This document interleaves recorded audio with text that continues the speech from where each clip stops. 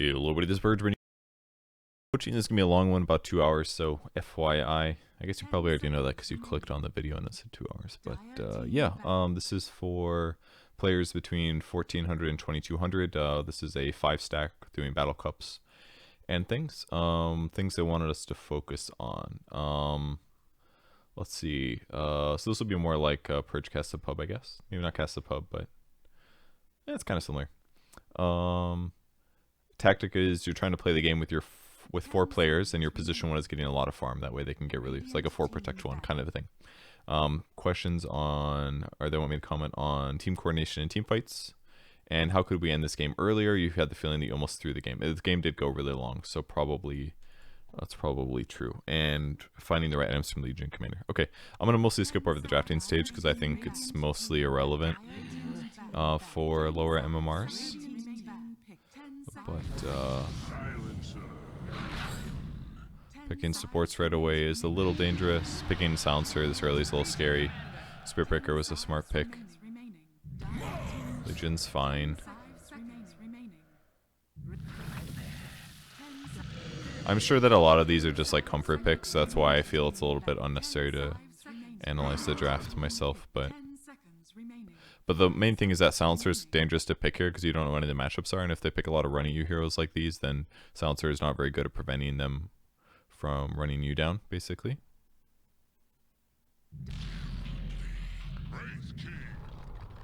I think Wraith King's a pretty good pick considering... Yeah, I think it's pretty solid. Okay. We are keeping an eye on the Dire team. Alright, well, let's poke through some items really quick. If you're playing mid, you don't need to buy yourself this much regen. Get 1 Iron or Branch, let your allies bring you tangos. If you're not playing mid, then who knows what's about to happen. In fact, this is kind of weird. It's like you guys pulled tangos to Legion. Is Legion playing mid? Is that what's happening? Is this Viper offlane? Viper offlane ain't good. I assume that it's going to be Legion mid. You didn't buy Quelling Blade, which is a bit weird, but you have insane base damage, so maybe that doesn't matter too much. You're going to be against Death Prophet. I don't know if you particularly win that matchup. That set is actually kind of cool. Kind of like the way that he flies. Flies more like, doesn't say that it changes anything, but it kind of flies like Jakiro does. It's kind of cool. So I assume it's going to be Silencer plus Viper. If this is the situation, Viper has a lot of mana needs with casting Poison Attack a lot. So what I would have liked, I think, is to use get a Basie on Silencer, because it's going to make your mana pool go a lot farther.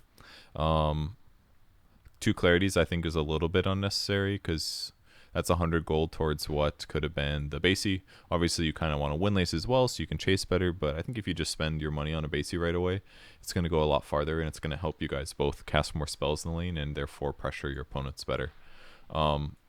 I kind of wish it was a Legion instead a little bit. I guess Viper's kind of good as a matchup against the Terrorblade because it does a lot of magic damage and TB has insane armor, whereas high armor would make Legion Commander's life a little bit harder, but it's probably fine. Safely in Lion, I really like the starting items. These are great.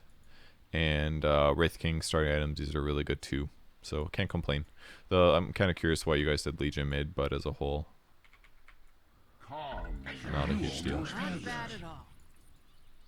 30 seconds to battle. I personally like to move around to the side and look for an opportunity to pressure rather than waiting here. Just because for 3 and 4 position heroes are usually pretty ready to fight, whereas the safe laner, the 1 and the 5, are not as ready to go for all in for a kill. So I prefer to move around, potentially get a kill. Standing here is unnecessary for Legion, because if you're going to help, you should be over here at least. Whereas this is, I mean, hypothetically, you could run in right now and go over here and grab this, but... which I guess you're kind of doing anyways, but I would have liked it if you ran in a little earlier, I guess. Because now you're going to get to the lane slightly later. And you still TP'd. Probably not necessary. There's no reason for you to teleport from here to here, because you would still get here you'd get here like 4 seconds later, and you would have saved 90 gold. Not having to teleport. And you didn't TP in time to block the creeps anyway, so there's no reason for you to teleport, so that's a waste. Kind of offsets your advantage of getting the bounties. Which actually is pretty comparable damage to you. You're kind of hurting yourself not having a Quelling Blade. Actually. And you should definitely backpack your healing cell for now. You don't need it right now. In fact, you probably didn't need it anyways in the lane. If you're going mid, you can usually get by with just 2 tangos. You should be nuking this, by the way. So this is a mistake that you made right off the bat, is that you don't need Moment of Courage because you are not going to be trading hits with a ranged hero. Yeah, she might right-click you sometimes, but if you get overwhelming odds instead, then you can use your ranged nuke to guarantee the last hit on the creep. Rather than it get denied. She should have denied this, and you should have lost experience, basically. So basically what you did here is you should have denied and secured your gold and experience for the range creep. If the Death Prophet was a better player, then she would have secured that. Right now you got a Bracer. You should drag in your Ironwood branch for the bonus damage. How are things going down here? Okay, so as expected, Glaives of Wisdom. You guys should be beating the shit out of this Terrorblade, to be honest. Because between like Glaives of Wisdom and Poison Attack, you can do like an insane amount of damage to him. Once he uses meta, it's a little bit different. And in fact, Silencer, if we go back a little bit, you're probably wasting a lot of your time here. Like, basically, every time you can, you should be hitting this guy with a Glaives of Wisdom. Like, constantly. Like, because it doesn't aggro creeps. See what's happened. So here's your first major mistake. If you're playing Silencer, you do not auto-cast Glaives of Wisdom. When you do this, you are right-clicking your opponent, which counts as a right-click and aggro's creeps. If you press the hotkey for Glaives of Wisdom, whatever it is for you, and then you left-click your opponent to cast your spell on him, then it doesn't aggro creeps. So basically what you can do is you can stand right here, much like Viper. Viper can also do this because he has an auto-castable orb. You click the hotkey and you click the hero. So basically anytime he comes up with the creep wave, you guys can basically just click the hotkey and click on him. Click the hotkey, click on him. The creeps keep fighting. You might miss the last hit or two, but then you chase him down and do a shitload of damage. Instead, what you're doing is basically Glaives of Wisdom sucks if you don't do that. Because it's giving you how much pure damage? 3 pure damage. You have a skill point that's giving you 3 pure damage in the lane, which is garbage. The only reason it's good at level 1 is because it doesn't aggro creeps and it allows you to easily stand in the creep wave and harass your opponent no matter the moment. And what you're already messing up is that you're standing way behind the creep wave. This is a huge mistake. You should be playing up over here or in the creep wave, constantly harassing this guy. Now that he's got meta, it's harder because his damage has gone up by 20. He's got equal range to you, so now the trade is not going to be very good. But when meta's not up, you should be bullying the crap out of this guy. And this is why I wanted you to have a Ring of Basilius, because it would give you lots of mana regen, it would give Viper lots of mana regen, and together you guys could then use that mana regen to spam more often with your Glaives and with your Poison Attack, and basically TB would just be zoned from the lane and not be able to last hit for the first couple waves. If that makes sense. That's what you guys should be doing. In the meantime, Witch Doctor's trying to pull, but in reality, this guy's been able to try to contest. He's gotten 3 last hits. That's decent, you know? Wraith King, you're supposed to get your Vampire Core at level 1 because it gives you 9 bonus damage, which puts your damage up to like the low 70s. It'll make it easier for you to deny and last hit every creep. I know it's tempting to get Wraith Fire Blast because it's going to help you get kills, and maybe you got it at the laning stage outset, but generally you get a lot of Vampire Core in the laning stage for that reason. Range creeps, especially if you have Quelling Blade and this much damage, it's 2 tower hits and 1 right click. If you got Vampire Core, you definitely would have gotten both of those. Or if you don't have a Quelling Blade, it's usually 1 auto attack, 2 tower hits, and then a second auto attack. So because that creep was already damaged, you should have let the tower hit it twice, and you would have guaranteed that last hit. This one you have to just go for. Luckily you got it. You should be getting Vampire Core here 100% for the 9 damage. You messed up and got crit. I get the Desire because I know you get skeletons, but again, the lifesteal's not great. It's only 7.5%.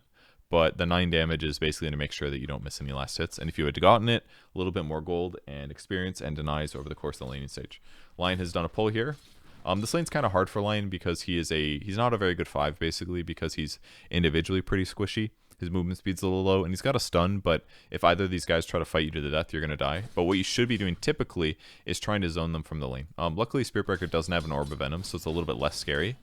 But you should basically be harassing and attacking Mars every time he comes up like this, basically. Spiritbreaker as well. You're playing too scared here. You should be right-clicking a lot more. And if your mana's full like this, in those opportunities where you're harassing him, just throw a stun out. Throw a stun out, it's going to give you 2 or 3 more right-clicks, and that's going to help lower his HP a little bit faster. And that's the whole purpose of the lane, basically. I don't understand where he's getting headdress. It must be a bug or something. Mana draining here is fine, I guess. Yeah, it's probably fine. That's a double melee lane.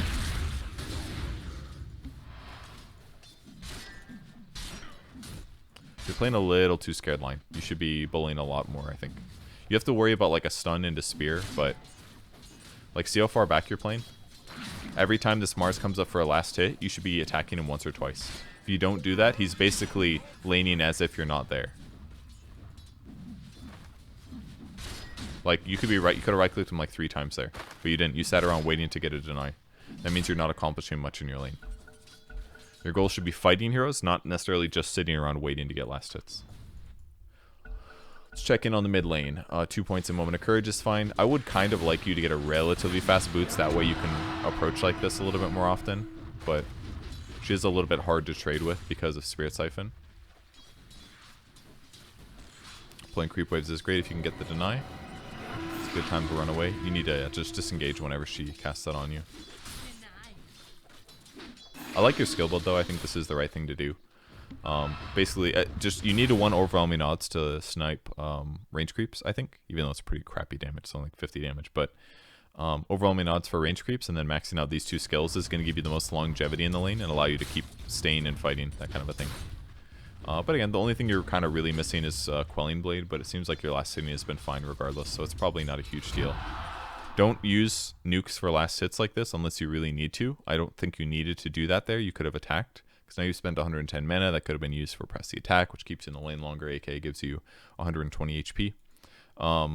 You also probably need to abuse Death Prophet more with just right clicks. I think this is a pretty good lane to go like a double bracer for a little bit extra magic resistance. It's not bad to help you fight her. But I think the other important thing is that you need to push. It's hard to do this because she pushes better and she actually fights you pretty well. This is part of the reason that like doing a Legion matchup against this doesn't really make a huge amount of sense. Because normally Legion can really abuse people that you lane against because you do a lot of damage, but you can't really do that because of the fact that she has such a good trade mechanic. You've also gotten 2 points in overwhelming odds. I'm not a huge fan of this. It's going to help you push the wave and therefore help secure runes, which is going to make trading against her a little easier, so she won't get as much bottle advantage. But yeah, I think I would have just like maybe more bracers potentially. Looks like Viper's doing some harass against the TB, but he's going to run out of mana, and this is basically the issue with the Viper offlane. Is that if you don't, you basically need to go for, when you go for the kills, you need to commit to the kills and make sure you get kills. Otherwise, you're just kind of trading farm. And you've got a little bit more last hits than the TB, but it's not like a massive advantage. So, and you're also a really slow hero. It's part of the reason that this doesn't work well, because if they were smart, they would just be killing you repeatedly. But they aren't really doing that.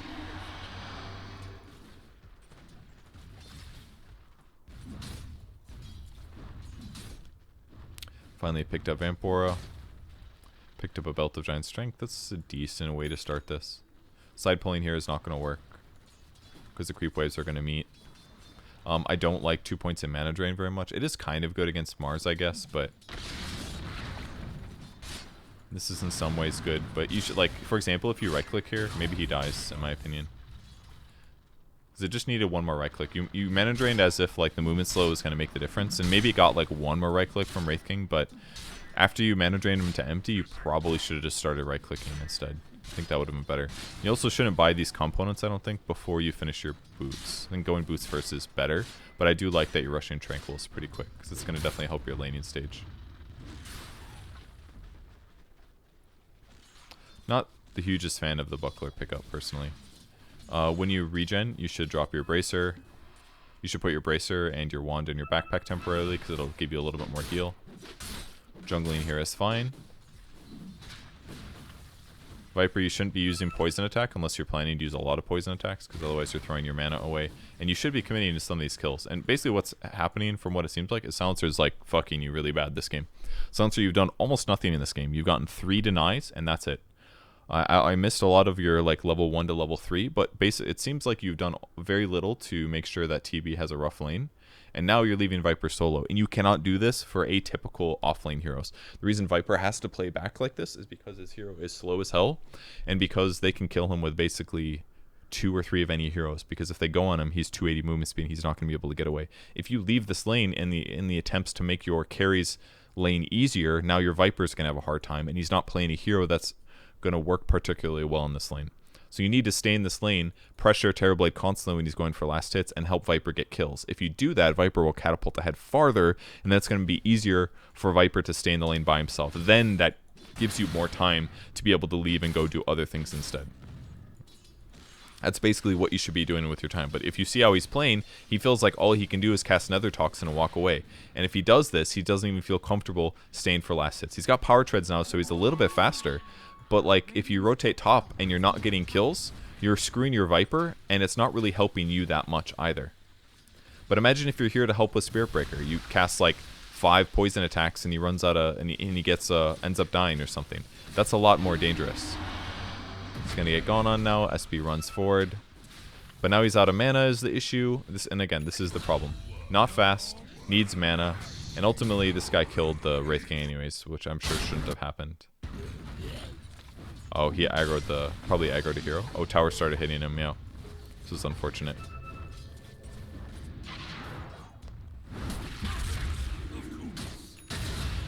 I see.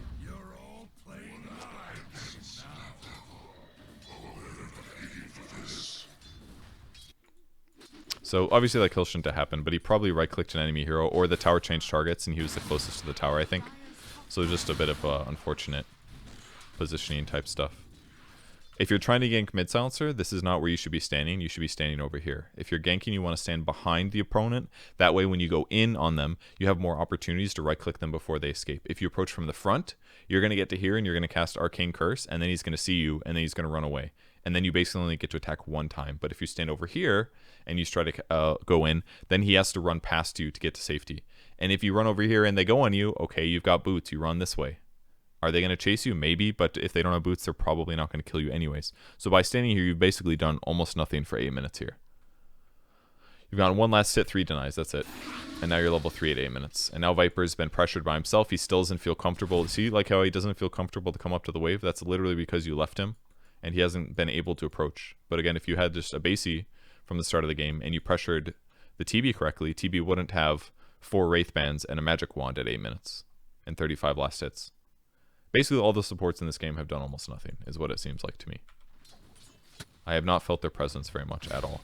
But on the bright side, for them, it doesn't really matter much because their TB has gone free farm. Technically, everybody basically has way more farm than they should. The exception is maybe the Mars. I think Mars has been zoned a little bit better. Maybe Line did the best job in terms of supporting, but that's like the only reason that only one person's last hits is a little low. Viper's a little bit low, but that's out of safety, and I don't blame him for being a little bit low on last hits. So all of this would be solved basically if Silencer, if you just stick in the lane a little bit longer, and again, if you get a Ring of Basilius and pressure a little bit better with your glaives. And maybe even get 2 points of it, since TB's armor is so stupidly high. And here's TB just death farming, or like AFK farming.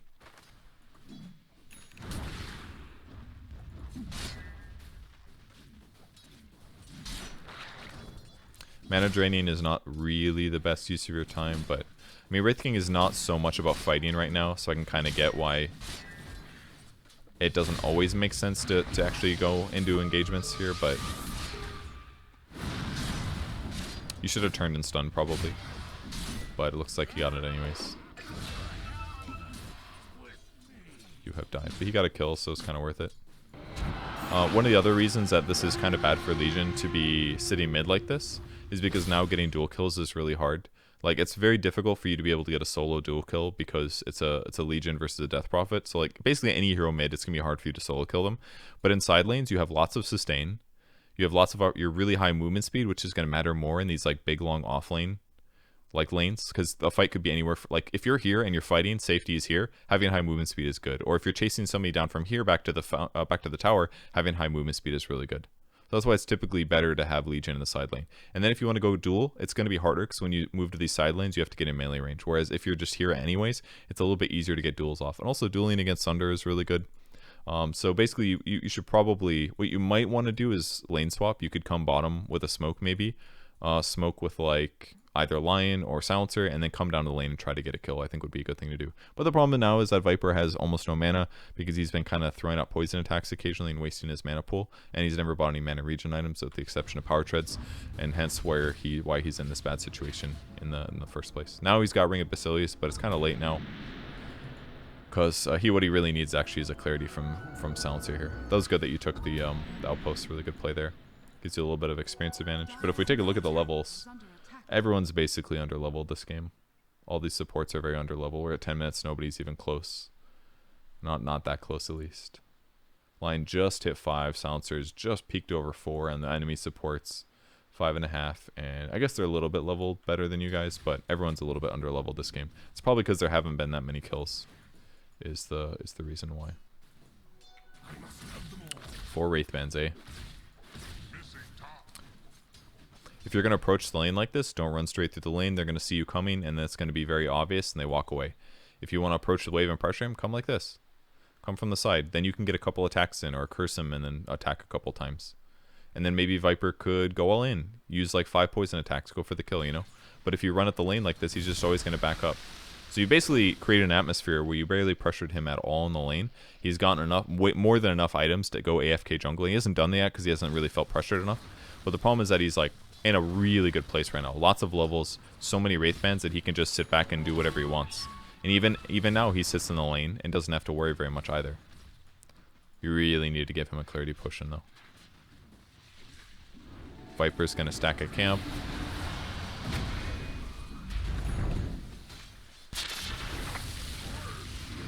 Good job, Dragon. You should have turned faster here. Oh no, you ran out of mana. That's so painful. Okay, but small mistakes here. The ulti on SP was fine. This pull to the right was good, but at this moment, Sansa, you should start bullying the Spirit Breaker. Start hitting him with glaives. Watch your movement speed. You start running away some more. Like, Viper is fucked at this point, right? Viper is getting gone on. They used all their spells on him. They're not going to go on you, probably, and you're under tower. This is the exact moment that you should turn and start hitting Spirit Breaker, because it helps your teammates. If you just keep running, all they're thinking of, oh, we're going to kill Viper. But if you turn and start fighting, they're going to be a little bit less confident, and Spirit Breaker is going to get lower and closer to dying faster. So you did eventually do it, but you did just a little slow, unfortunately. Not that I don't think it would have necessarily made the difference, but it would have helped a little bit. Unfortunately, Legion not able to get the duel off because she ran out of mana. And again, same thing. If you guys want to do a gank, don't just walk up like this. Let Lion go first, for example. Lion did the same thing, basically. Lion walks up and he's like, I'm gonna mana drain. What does this accomplish? You could have walked forward, stunned him, kept right-clicking, 3 people right-clicking him, 3 people right-clicking him, hex him afterwards, and as soon as the hex ends, you duel. And then you just kill this guy. I think you guys might have enough damage. But instead, everybody walks up and says, I'm going to do a weak thing to him rather than a strong thing, and then you don't actually get that much out of it, which is not good. So now everybody's in the lane. You're thinking like, yeah, we got to pressure Terrorblade. If this guy was smart, he would just leave the lane and go jungle. But he doesn't really have to because you're not effectively pressuring him. And now you're sitting like, oh, we're going to get a kill, but the way that it has to start is Lion disabling. And now the same thing's going to happen again. They're going on you guys because you're not doing anything, and they eventually say like, we can go in. So this is how a lot of fights at lower MMR start. Everyone stands around in general proximity until somebody feels like they can go in, and usually it's heroes like Spirit Breaker or Purge that start these fights because they have good reach on their heroes. But it doesn't mean you guys can't do it with your heroes. Lion can stand here and walk out a little bit and stun Terrorblade, and then everybody can walk forward and collapse. Like, everyone's in a pretty good position for this, except that Lion had to be the guy that goes first, and Lion's sitting way back here. It should be Lion up here, and Viper potentially staying hidden as well. That way, when you can come up far enough, everybody throws everything on Terrorblade, and you just kill him. Now the fight will happen, much like it did in the last engagement, where Spirit Breaker goes in. But the problem is that because they went in first, now the fight is not looking very good for you guys. You should be doing, probably should have came out and slapped the Death Prof a little bit here. But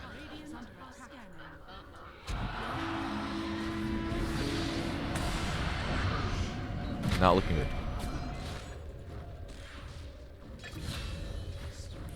Death Prophet rotates over, but basically what they did is what I was encouraging you guys to do. You need to start a gank. You need to initiate and have everybody run at them. But you guys didn't do that. You all sat around and nobody really used a spell. So it's like you guys spent all this time to rotate down to the lane, but nobody engaged on them. You didn't cast spells to initiate on them. And therefore, your time waiting around is a huge mistake. Because in the meantime, you could have been hitting creeps or getting ahead. Like, Legion rotated down. I don't blame you for not having enough mana because that shit happens sometimes. And it was good that you were sitting over here, but somebody else needs to start the fight. Otherwise, you realize, like, oh shit, we have 4 people in this lane. Terrorblade is literally standing on creep waves getting last hits, and he's not dying or being forced to delay his farming. You haven't been hindering him in the slightest. all you did was sat 4 heroes here. And in the meantime, Wraith King's up here in a 1v1 against Mars and having a slightly hard time. Like, his HP is pretty low. Yeah, he's going to get rad at a good timing, but it shouldn't even be contested. He should be like AFK free farming somewhere else. Mars hasn't even felt the need to leave the lane because you guys haven't been pressuring effectively. But if you pressure effectively and get kills, all of a sudden Mars is going to feel the need to TP away, then Wraith King gets an even freer lane, and then the tower's been pressured very effectively so far, so props to Wraith King. But if nobody's here, then he definitely takes it easier, and that helps your guys' team as well. So, like, it's not just that you are wasting your time by standing there, it's that by not pressuring, you're also making it harder for everybody else on your team. So I know you said, like, oh, we're going to play 4 Protect 1. You haven't done 4 Protect 1 because the action that you're creating with your 4 heroes is not adequate enough to give Wraith King a super free game. Look at his net worth. It's up there, but he's not blowing the competition away. You guys are losing right now because the pressure because you haven't put enough lane pressure. You put almost no lane pressure on, and now you're not doing any gank pressure at all either. Now Lion TP's bottom because this is where all the heroes are. You're going to try to lane or control this a little bit and all. But the same thing should be happening. Viper's moving up to try to create a fight and to create pressure. But now all they have to do is create an illusion and you guys don't feel comfortable coming up. And in the meantime, what's happening? Terrorblade is beginning his power farm through the jungle. He's got power treads now as well. Again, he doesn't even really need to be in this lane. Dire's middle tower is under attack. But now he's just going to power jungle. Slow, never mind, he's bad. Okay, do you see how inefficient he's being? He could have started on this already. He could have pulled it out and then started. I guess they're going to wait to stack it first, but... And he'll send his Illusion over here to get last hits, but... Which is fine. It's like the stack failed.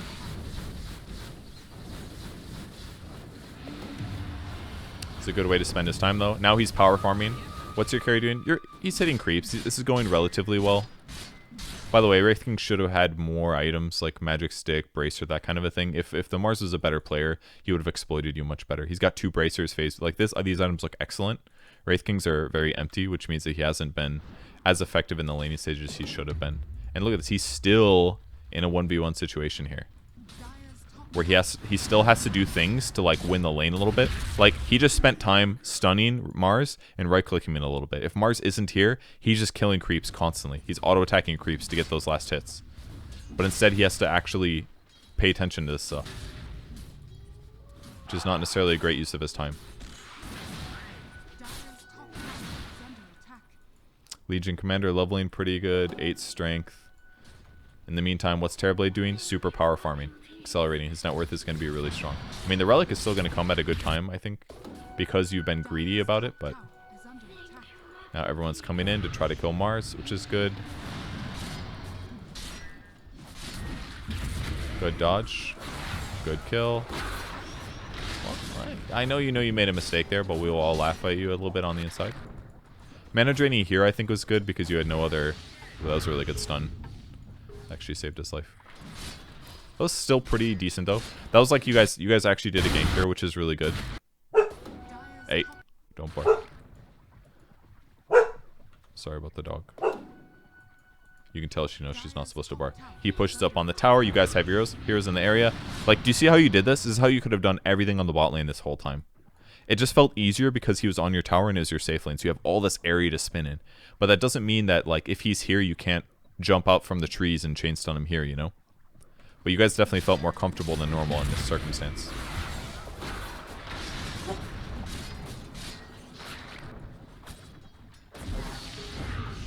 But yeah, Mana Drain I think there was fine, because he's got so much HP, there's no other way you killed him otherwise.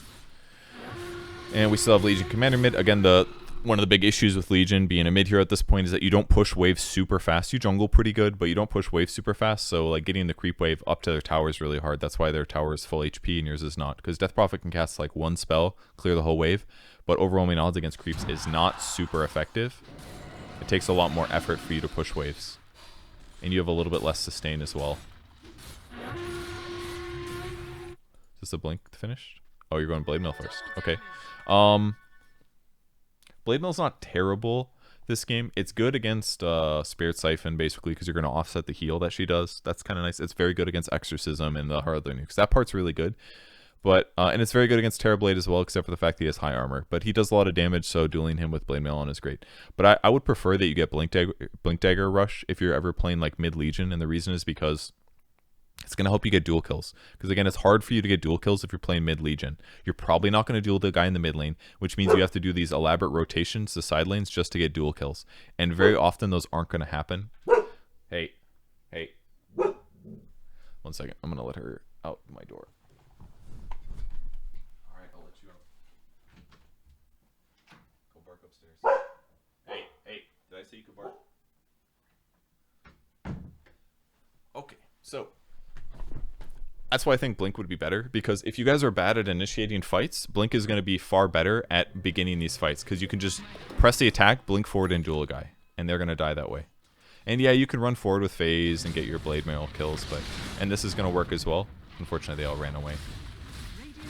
Now you're running past the creep wave. I think they know that you're coming. It's very clear that you're coming. If you have Blink right now, you get a duel.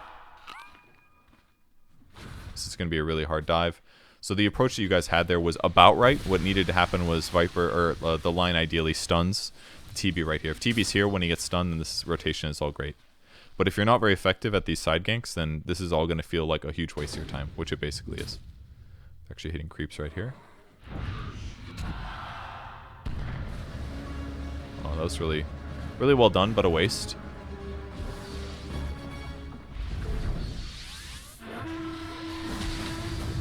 Good luck. Ooh. That was some damage. Oh no, you have no mana.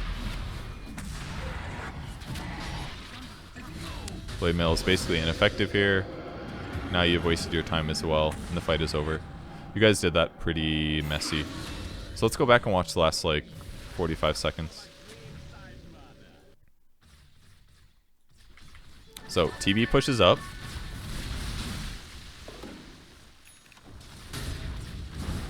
This is a real TB. So this is the issue. They're pushing up. Lion TP's in vision. TB's going to run away. Oh, I don't want to get Lion stunned. So he runs away. Lion uses stun.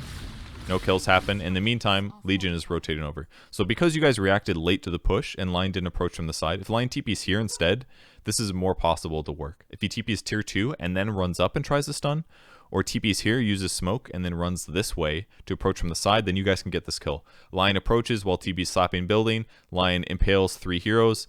Legion uses nuke, and then Legion duels and gets a kill. Boom. It's all doable. The other mistake is that Legion doesn't have very much mana regen. I think if you're in a situation like this, actually, where you're playing mid a lot, you're going to have the need, you're going to have to use overwhelming odds a lot to push waves, generally. So I think going mana regen might have been a little bit better playing mid. You haven't been very good about clarity management, so your mana's been low a lot. This is part of the issue. You've also used overwhelming odds in times when you didn't necessarily need to, and therefore your mana pool is just a lot lower than it needed to be. Even like the buckler. Did you need buckler? I'm not really sure. I don't think you needed to buy this if you weren't going to turn in anything. Basically, buying like a casual buckler right now is not really useful because it doesn't give you stats anymore. When it gave you stats before, it was fine to buy buckler, but now it's literally just 2.5 armor for players. It doesn't even give it to creeps to push waves. So like buying buckler right now by itself, generally not seen as a good thing unless you're going to build Vlads. So I would just skip the buckler. You honestly could have just bought a ring of protection for 150 gold and had almost as much armor. If you really wanted armor, just buy the ring of protection. Don't buy the whole buckler. It's 225 for like half an armor. That's what you spent. And yeah, it's a little nice for your allies, but that's about it. So, okay, so that's clear. So you didn't get the TB kill because Lion TB'd right here instead of here and wrapped around and didn't plan ahead. Then you guys come to the creep wave, and then you do this crazy chase. This chase is a fucking waste of your time, basically. Silencer led them off, which was good, and he slowed them, but it's an 18% slow. Your chances of catching up here are really low. So already you're basically saying like, okay, we have a 10% chance of catching these heroes, but we're going to do it anyways, just in the off chance it works. That's a waste of your time. I mean, you're already kind of screwed because you all TP to the lane, so it's like you kind of need to get something out of it. But what I would have done in this circumstance is there's no way we're catching these heroes. I'm Legion Commander. I'm like, wow, that sucks really bad. And I'm going to run over here and I'm going to hit creeps. Because at least then you're getting something. But you guys chase down, you use another nuke because you're like, well, we have a really low chance. The only way this is going to work is if I catch up. So you use overwhelming odds again. Now you have no mana again. Now all you can do is basically blade mail duel because your mana is so low. And you kind of thought about it. I maybe would have peeked my head around the corner, to be honest, because it looked like you're about to catch up, just to see like, oh, here they are. But now you run back to the creep wave to help push it because you're thinking, well, we're here, we might as well push the wave, right? But then you show again. You could have been standing over here instead. But like Like, you chased all the way over here, and then you ran all the way back. What's the point of that? He's going to push the wave by himself. He doesn't need help to do that, especially when he's got Nether Toxin. Well, instead, all you three guys that want to gank, you should just be living over here, honestly. Especially because you have an Observer. Oh, the Observer ward's new. But you just saw him come here. You should be pinging the shit out of this. You did eventually ping out of it. Unfortunately, he blocks you off. He wastes his ultimate. Now you guys should be running away because it's over. As soon as he uses that and you're not in range, you should think, okay, we don't have this kill. Walk away. Go back to farming. Or walk away and get ready for another fight. Then you just press the attack here because you were a little bit scared, but really didn't need to because you were only taking Maledict damage. It got a little scary now because you started taking damage, but you're pretty tanky. You really didn't need to go for this. And then the issue is that you all kind of ran away at the same time. If, for example, you anticipated the global silence, you can just Blade Mail duel him right here instead of running all the way around. If you Blade Mail duel him, he dies, probably. Like, straight up dead. But you guys miscommunicated. Lion's going to end up almost dying here. Then you go on the TB, and it looks kind of good. But what did you do again? You used overwhelming odds from range because you're like, oh, I've got a nuke to use. You weren't mana managing, and as a result, he gets Sunder off, whereas otherwise he definitely would have died. Looks like he is going to die, though. Okay, he still ends up dying. But, like, you could have gotten a dual kill, potentially. I think Dragonlance is... I don't know. I don't know what the item solution is here, honestly. I really don't know for Viper offlane, but Dragonlance is okay. It kind of gives you what you need. But, like, this is why Viper's kind of a crappy offlaner, because he's, like, not really... He needs items to tank up, but he's also really, really slow. Maybe something like a Drum would be good. I could see, like, Drum of Endurance being decent. Doesn't give you mana regen, but... It's a lot of movement speed and stuff. That's kind of good. You've got Basie, which is great, but I don't know. Even like Bracers sound in some ways better than Wraith Pants. I don't know. It's a hard problem. I think Treads is good, though. Treads Wand is great. And now they win a fight because they initiated better than you guys. They're going to turn this into a tower kill, and now you're still in a bad place. With that said, like, you're going to farm really fast now because Wraith King's got his Radiance finished, so he's going to accelerate from here on out. And he is in the lead, and you guys have effectively pressured TB, and you've killed him. But again, how did TB die again? Because you guys were out of position, basically. You tried to get a grab. It didn't work. You stayed too long. You got initiated on. You started running away. Then Lion's like, I think we can do this. You guys blow all your cooldowns. And you killed them, but you lost like 3 heroes, so it wasn't really good. And then you lose your tower, which was bad. So they're winning by a little bit. But again, all of these things, like these low chance ganks that you guys keep going for, they shouldn't be working, really. But they are because your opponents are bad and making mistakes, basically. Dragon Scale, quite good. Aquila is really, really good for Viper. I think Viper should have it for mana regen mainly, and it gives him agility, all very good things. Did he try TPing? Oh no, he was doing something else. He's just missing so many item slots. This really makes me uncomfortable. Against a better player, he would have been so punished by this and would have felt really rough. That's a straight up dead hero, I believe. Yep. Free kill. That was weird. Now that Wraith King is power farming, nobody needs to be here with him. Orchid. Okay. Clumsy Net would be really good on Viper too. Oh, that's true. Grovebow's really good also, actually. Grovebow's really good on Viper. It's a hard decision. And maybe Grovebow's better. Aquila should be on somebody. It's good on Lion, probably. Basically some support. It gives you 2 armor. You can push waves with it too. It's really, really good. I would even like Grovebow or Aquila on somebody like Legion as well. I think that was the real hero. I think you guys should have gone on TB more seriously there. I don't know if you thought it was an illusion. Actually, it should have been obvious it wasn't, because it didn't have the effect on it. But you played too scared in that moment, in my opinion. Got Royal Jelly to eat.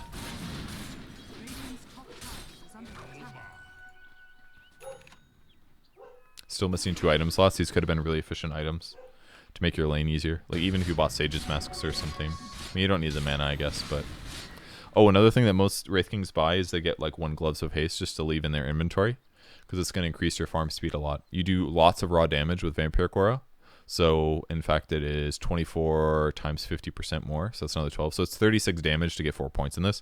If you buy Gloves of Haste for 400 gold, your attack speed when jungling is just so much faster that it's going to really increase your farm speed. So you should probably have had a Gloves of Haste this whole time, because whenever you leave the lane to go jungle, having extra attack speed, like your DPS, really matters in terms of how fast you kill things. Okay, so you guys are approaching. Let's watch this again, how you approached it. Okay, so you see a bunch of heroes bottom. Looks like you guys are going to rotate down there. Something that could be really good on Vipers, maybe like a Greaves or a Mech, perhaps. But I guess you can't really get Arcane Boots. Anyways, you've got Haste. Now you're running down here. Legion is here as well. Landing a Haste on, or a stun on that guy. Should definitely be a kill. I'm glad that you didn't use Finger. You didn't necessarily need to. But finally getting your first damage. This is great. Did you need to nuke that creep wave? You didn't. Not in the slightest. You got little mana, and here you are nuking 3 creeps. You used overwhelming odds to nuke 2 creeps in a catapult. So that did 140 damage. You just did a 140 damage nuke when you have almost no mana. Huge waste. That's like wasting 2/3 of a clarity that you just did. Not value. Now you're pushing the wave, which is great. All of these guys, okay, with the grabbing the this is okay, but you guys probably should be standing like here in case anybody TP's in. Like what Viper's doing, basically. They didn't contest it, which is semi-predictable because they had a dead hero. So if you argue that, then you're fine. But I'm just trying to anticipate like you guys being in the right place. I think Last Word's actually pretty good this game. I don't know if you needed to go 4 points in Glaives.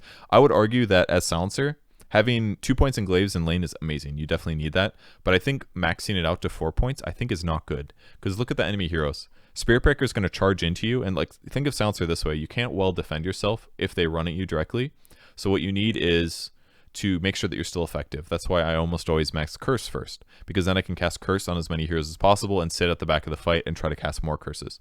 But if you max Glaives, you're basically saying that I'm dedicating my skill points and making sure that I'm going to be able to keep doing as much damage as possible with Glaives. But against a Death Prophet, who definitely outdamages you with her ulti, she can silence you, that'll prevent Glaives from being used. And even TB, shitloads of damage. Are you going to stand and fight TB with Glaives? No, you're not.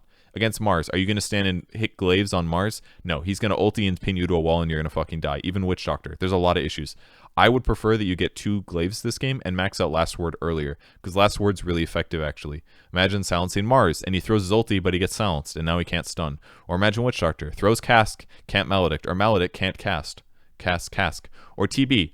Maybe he wants to use Sunder and summon an illusion and fight. Or maybe he's like, oh, I need to fight. I'm going to meta and then Sunder. What if he metas but doesn't Sunder, you know? Like, the silence is potentially really, really good this game. Even 1 point, 3-second silence is kind of busted, actually. So, small criticism, but definitely something that you could have maybe adjusted here, in my opinion. You guys should definitely be fighting, but they have a mango tree, so it's a little hard until that tree gets killed.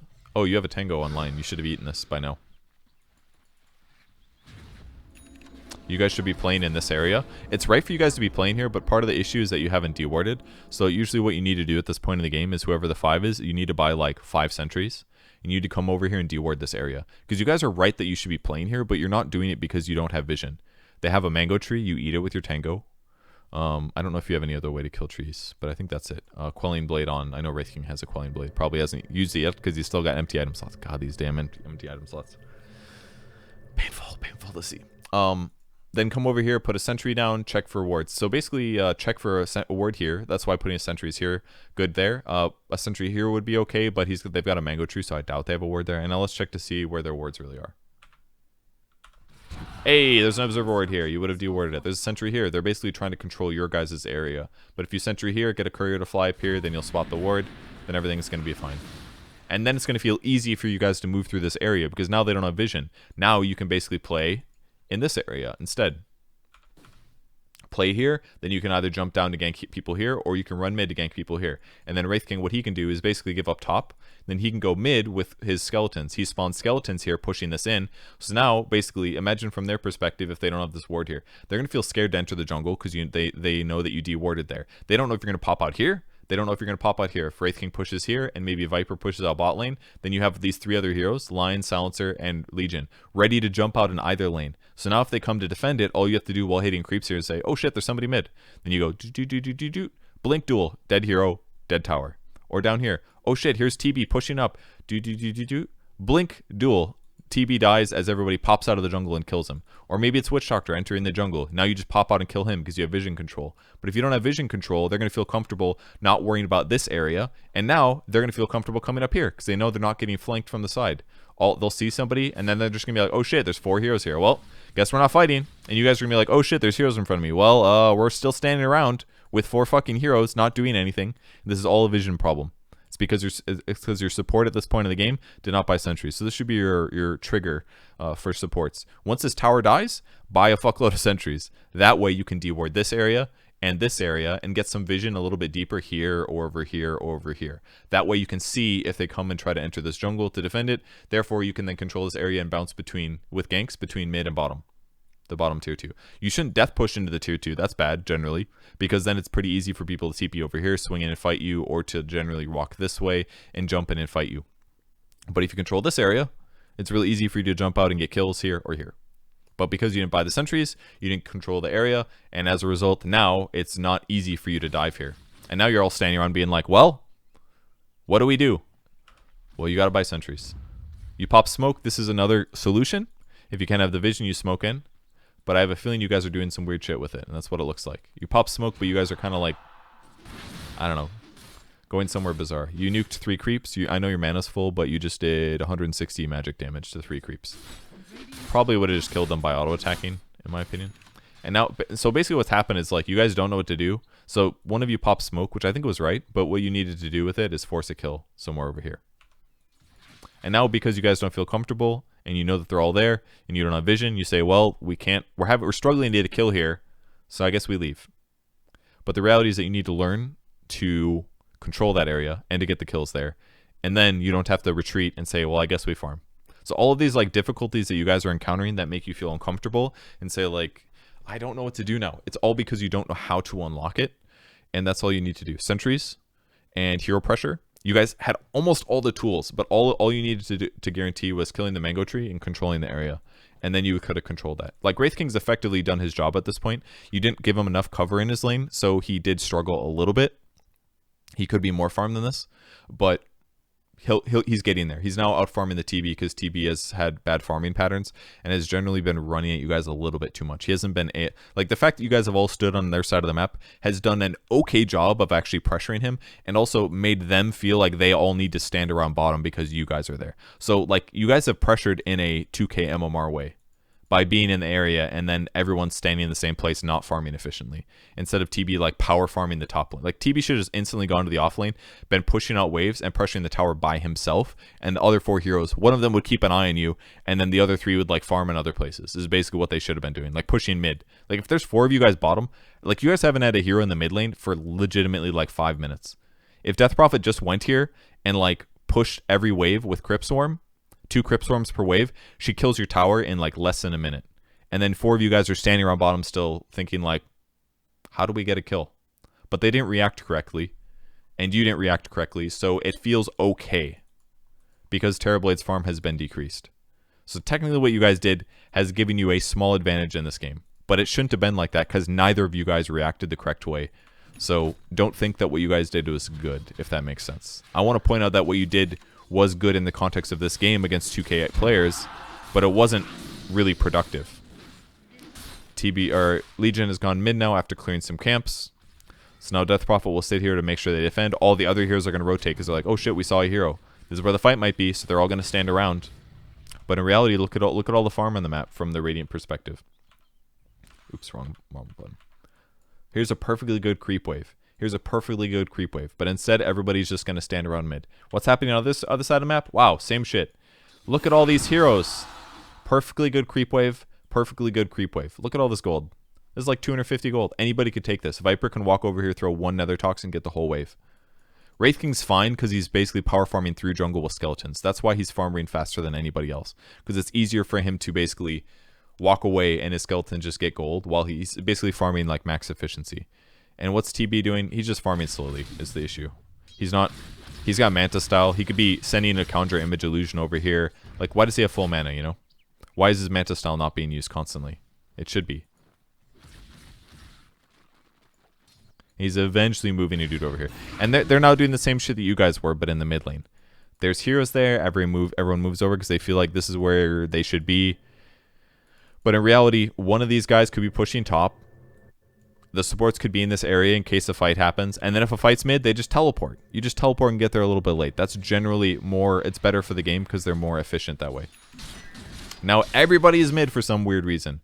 Because you guys were probably like, we're all standing around mid. I guess we should probably try to force this so Wraith can come with 2.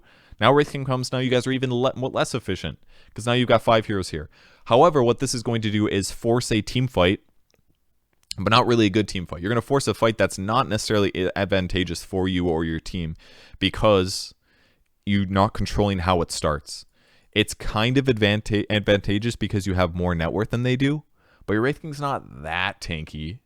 He's only got power treads. He doesn't have bracers or more armor. He's got the dragon skill, which is good. He's going... I don't like that he's going Mjolnir. I mean, it'll be a little bit useful against TB, I guess, but... I'd almost rather he gets like an AC or something like that first. More survivability. I think that would be more useful. Then he shows up, puts skeletons mid, and walks away.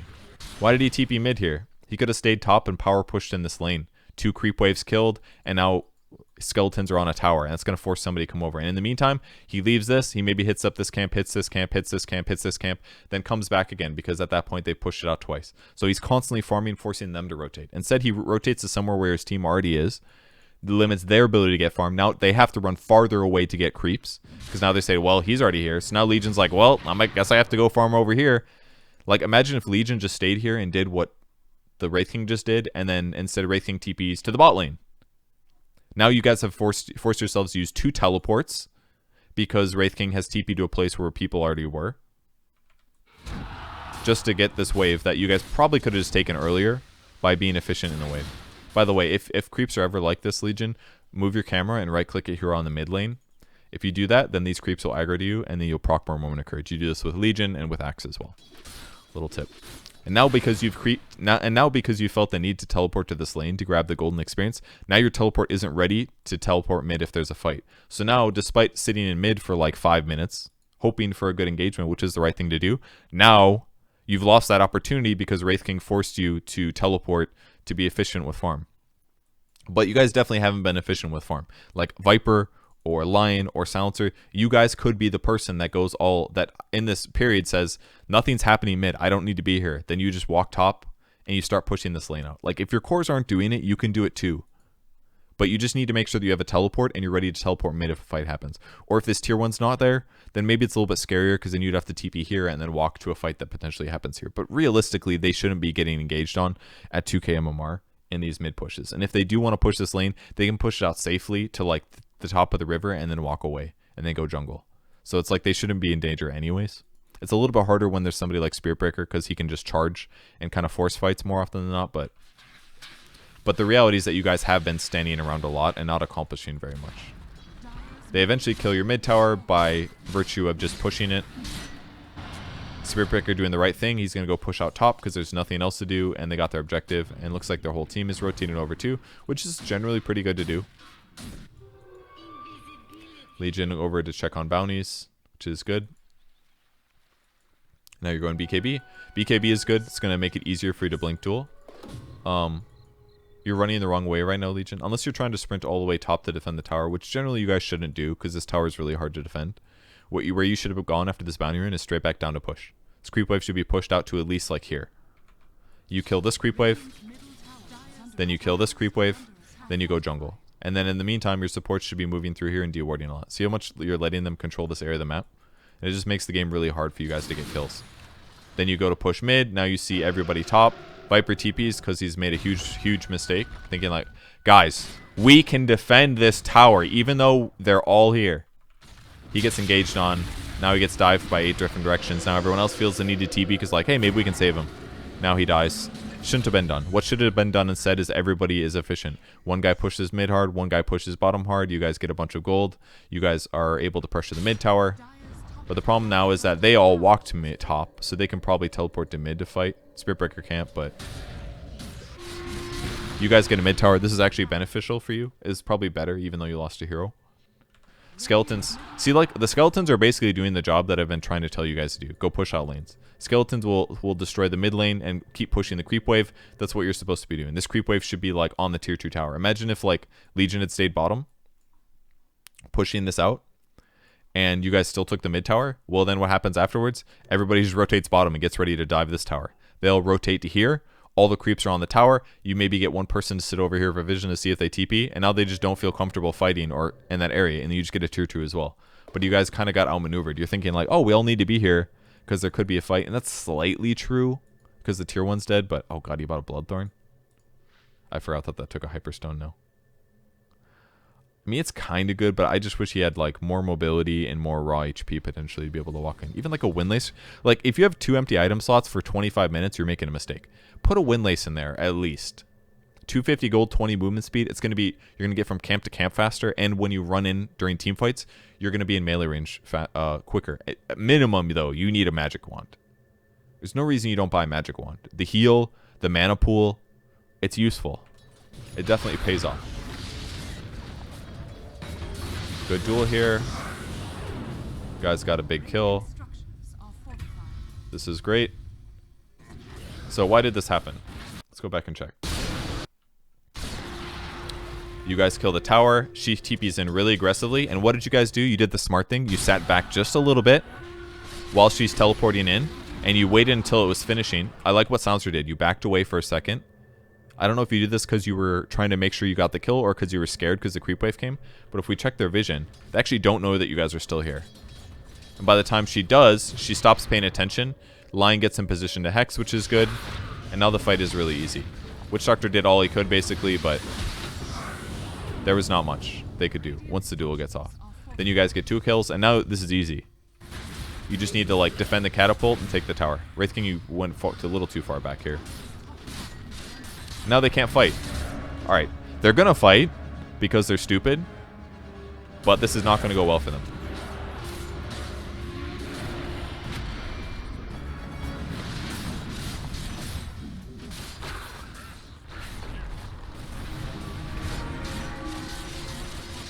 So, this is what we call game-losing mistakes.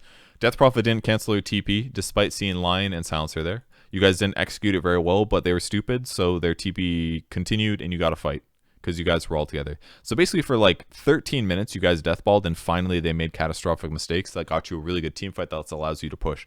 But the only reason you guys are now firmly in the lead is because she committed her TP. And then after her and Witch Doctor were dead, which were both good kills, they also tried to fight with 2 heroes against 5, which wasn't going to go well.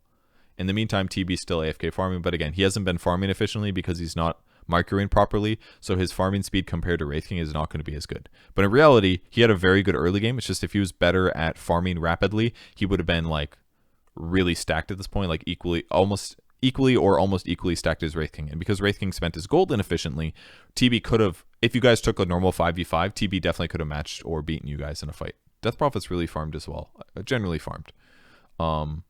So I think they potentially could have beaten you guys this game, but it looks like you're pretty firmly ahead. You guys should keep pushing because they have a bunch of dead heroes.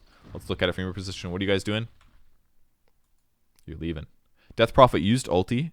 Mars used ulti. You guys should keep pushing, in my opinion. But you're spreading out to farm, which is kind of good, but you guys potentially could have roached as well. I thought that's why you were backing, but it wasn't. Like, you didn't need a hard commit, but you could have gotten the tower to like half HP or something. They also used Glyph as well, so there's no reason you guys should have backed there. If they want to commit and they use like Metamorphosis or something, then you guys can walk away. But that was basically like, if you get a lot of momentum, if a lot of heroes die, then you guys can keep going. And that was a circumstance where you had a lot of momentum and you could have kept going. You still haven't controlled this area of the map, which is not good.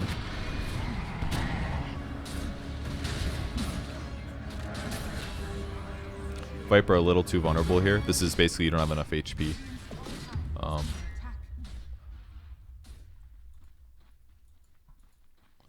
Wraith King's still going all damage, and I think you could use a little bit of survivability personally.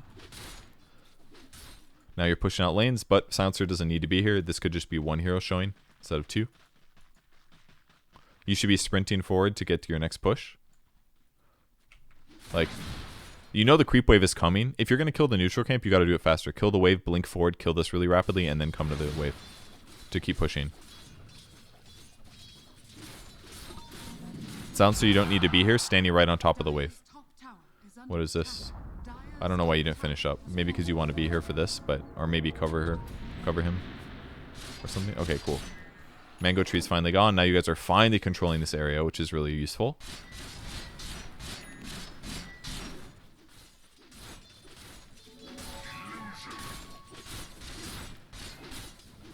I would use Bracer over Buckler probably. It's probably better for team fights though. Silencer should not be showing on the tower. Silencer should be sitting back here. You don't want to let them know where you are because then it lets them go on you. And your damage on the tower is basically inconsequential anyways. This is better. But next time don't right click it twice. Viper is TPing to the outpost, which is good. Alright, now you guys got the tower. Cool. So now you got all the outer towers. Now what you guys need to do is back on the map and start pushing out each lane independently. And get a little bit of vision down as well. Lion, you're missing a magic wand. Everybody should have a magic wand. This is pretty possible that they take Aegis here. Because of the fact that you guys all push bottom and they saw that. And now that they have Aegis, it's a little bit harder to fight. But again, TB doesn't actually have that many items. He's missing like one major item right now that he should have. He should have like a butterfly or something like that. These are items he should have like 5 minutes ago, pretty much. Now you guys are going to go potentially try to take a fight. Deso on Legion is generally not recommended. Basically the reason is that you don't really need another damage item on Legion. Like Blade Mail, Blink, and BKB are pretty much your core. If you're going somewhere after this, against this lineup, I would probably do I maybe would have gotten a pipe this game first of all. Magic damage from Maledict. Magic damage from Spirit Siphon. Magic damage. There's a lot of heroes that do magic damage here. So having like a pipe or a hood might have been good. Not that BKB's bad in the slightest. BKB's really, really good as well. But I would prefer you go like AC or something maybe. Although Wraith King should have the AC, not you, generally. And from there you could do something like the problem basically is that minus armor from Deso, it doesn't work very well against TB because he's got 30 armor anyway. So lowering his armor by like 6 doesn't make that much of a difference. It kind of helps, I guess, with Blade Mail reflecting TB's right click, but I'd almost rather you get like a Halberd or something, actually. Halberd's going to increase the HP regen and lifesteal that you get, and you got a lot of lifesteal from Moment of Courage. It's going to allow you to break Lincolns as you jump in, and you can use it against TB to stop him from right-clicking anyway. So something like a Halberd I would generally prefer, I think. Maybe. Oh, we're going way too fast. Let's go back. So, you guys smoke. Let's watch it from your perspective. You see them grouping mid. See how many heroes they show? They show 3. Basically, you're getting little glimpses of their whole team. Smoke breaking now. This is a hero that you guys should be killing. You're not watching correctly. You're focused here, but you're not watching the rest of the map. So basically, you guys choke the initiation by letting him... What Lion should be doing, when you get that close, basically, as soon as smoke breaks, you should know that somebody is like right in front of you, and therefore you need to be ready to hex. If you guys just hex the Witch Doctor and kill him there, then cast doesn't hit, and your guys' fight is just a whole lot easier. The other problem is that Viper still doesn't really have the right items. I don't think Hurricane Pike is useful at all this game. Like, at all. I think buying the Dragonlance is okay, because range and strength and agility and stuff, but your playstyle is kind of like a support with these items. You basically need to sit back and try to throw another toxin down at the right time and poison attack from range. But you can't really run in melee like this because you don't have that many corrosive skins. Part of the reason you don't have that many levels because you haven't been split pushing. Like, you basically have no farm because you don't kill neutrals fast and you haven't been pushing side lanes with another toxin. So that's part of the reason your corrosive isn't maxed out. But you basically need to sit back and like follow up with nether toxins. So getting in the mix of like this crazy team fight of like Maledict, Cask, and Death Prophet, this shit is like too much for you to handle. So you need to sit back, or you need to buy more tanky items. That's why something like Greaves and Pipe could have been useful if you're playing off lane. Not that it's a really great build for you. So I don't know. That's just like a playstyle difference. You definitely needed like a different neutral item though. I just don't think Grove Bow, with the way you're playing Grove Bow, is not very good, in my opinion. Like, you have so much attack range. You attack from like 800 away. Just sit back and play like Sniper or something is what you should be doing. And yeah, Lion should have hexed, but because he didn't, he dies without casting any spells. BKB's ready. You could do a duel here. You do eventually do a duel here. Viper is going to die without using Wand. Does die without using Wand. I think dueling her was pretty good. Okay, you're able to kill him. And everything's going to go really well, basically. He's still going to have Sunder, but...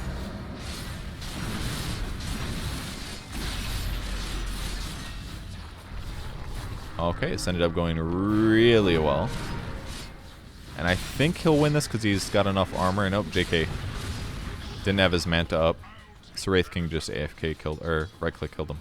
So, let's hindsight the fight. Viper did almost nothing, Lion did almost nothing, you guys still won the fight because basically Mars and Witch Doctor crushed these two guys.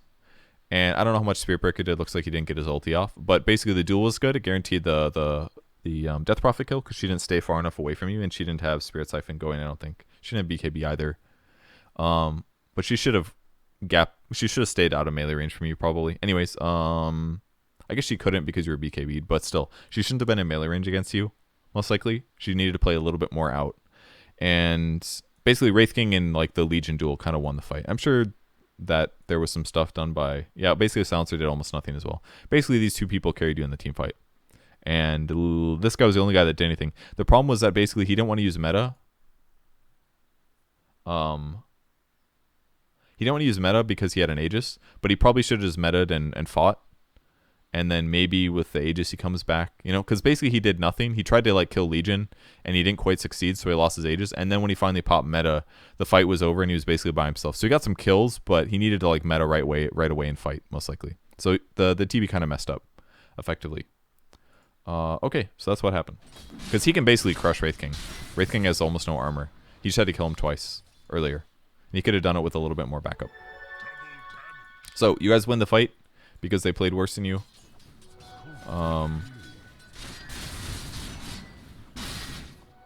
Either way, the fact that you forced a smoke fight was good. I just wish that you guys played a little bit carefuler with like spotting the Witch Doctor. That part was really important. Backing off the farm, I think, is effective now. Silencer, this whole time you should have ran. This is fine, but you should have ran top. Basically, wherever Wraith King isn't going is where you should run to push a wave.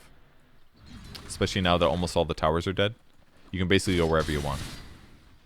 Hey, here's a wave. Kill it. And don't be afraid to use mana in a circumstance like this. You've got quite a lot. You might as well use it.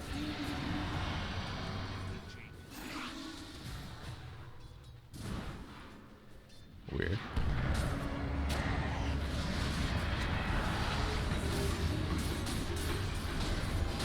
Good duel. Should have, oh wait, that's an enemy hero. I was like, press the attack that guy as a bad guy, okay. Chasing is really good. Line should have been coming with. I guess you don't have mobility, but... And no more chase is possible for obvious reasons. It's going to Ags. Ags is not good on Wraith King, generally. You don't need it. It's going to buy your allies time to cast more spells, but what's more important is that you just destroy people. And you're pretty much, like, you already destroy people because you have tons of damage items, but you just need more HP items at this point to elongate each of your 2 lives. If you buy an AC, that's an AC for 5,000 health. That's really effective. And you already hit quite hard. You could also potentially buy a Monkey King bar. That way you could help guarantee that once he gets Butterfly, then he's not going to be a problem. But he didn't buy that because he's making mistakes. But Butterfly would have been really good against you guys, against Wraith King and Legion and Viper. Okay, I think I probably spent too much time on this replay, even though I can spend a ton of time because there's 5 heroes. But this is mostly I think I made my point in this replay. So let's jump to the next one. Even though there's 3.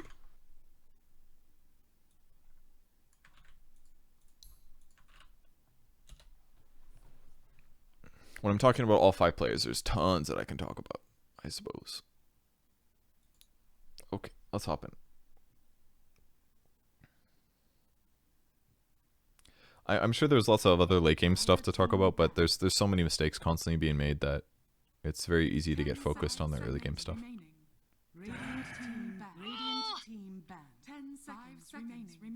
Banning heroes you don't like playing against.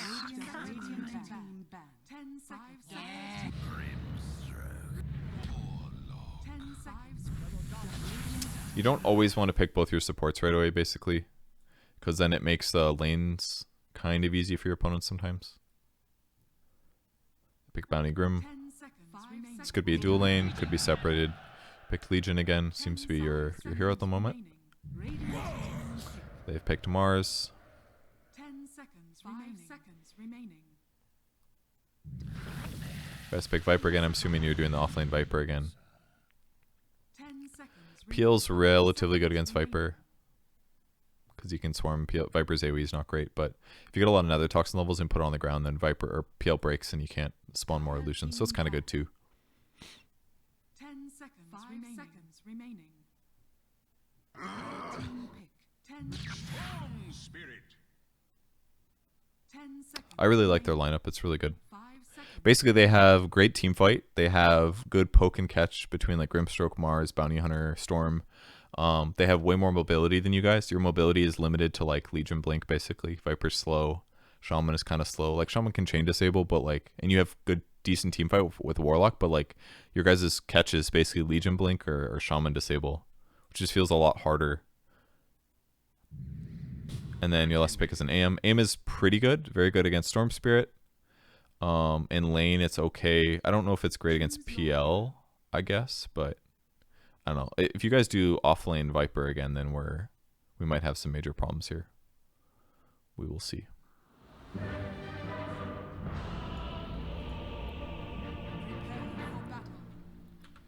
Okay, so it appears that you're doing mid Legion again.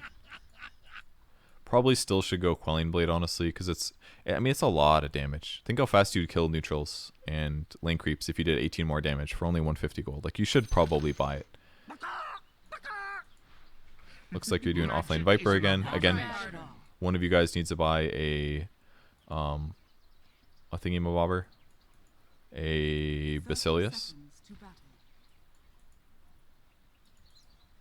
You shouldn't necessarily, like, you looking at them lets you know where PL is, but it also means that you guys can't fight. And they, like, you probably feel safe knowing, oh, there's the PL, but now they know where you are as well. And you guys could potentially fight him, you know? That's why I'd prefer that you go, like, this way and get Shackles and, like, Viper Strike. If you get 5 Viper Strikes on them and Shackle him, he's gonna die. Like, right after this, of course.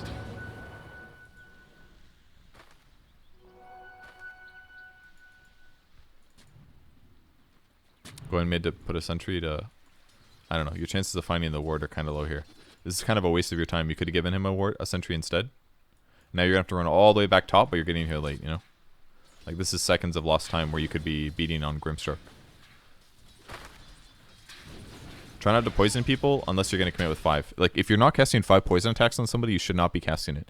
You've wasted at least, like, 75 mana so far in this lane.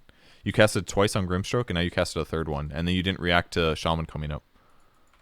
If you waste his mana and you go all this low, then now all of a sudden you're losing your lane. Like, if you do not have mana on Viper, if you're playing a side lane like this, then you are not going to win your lane.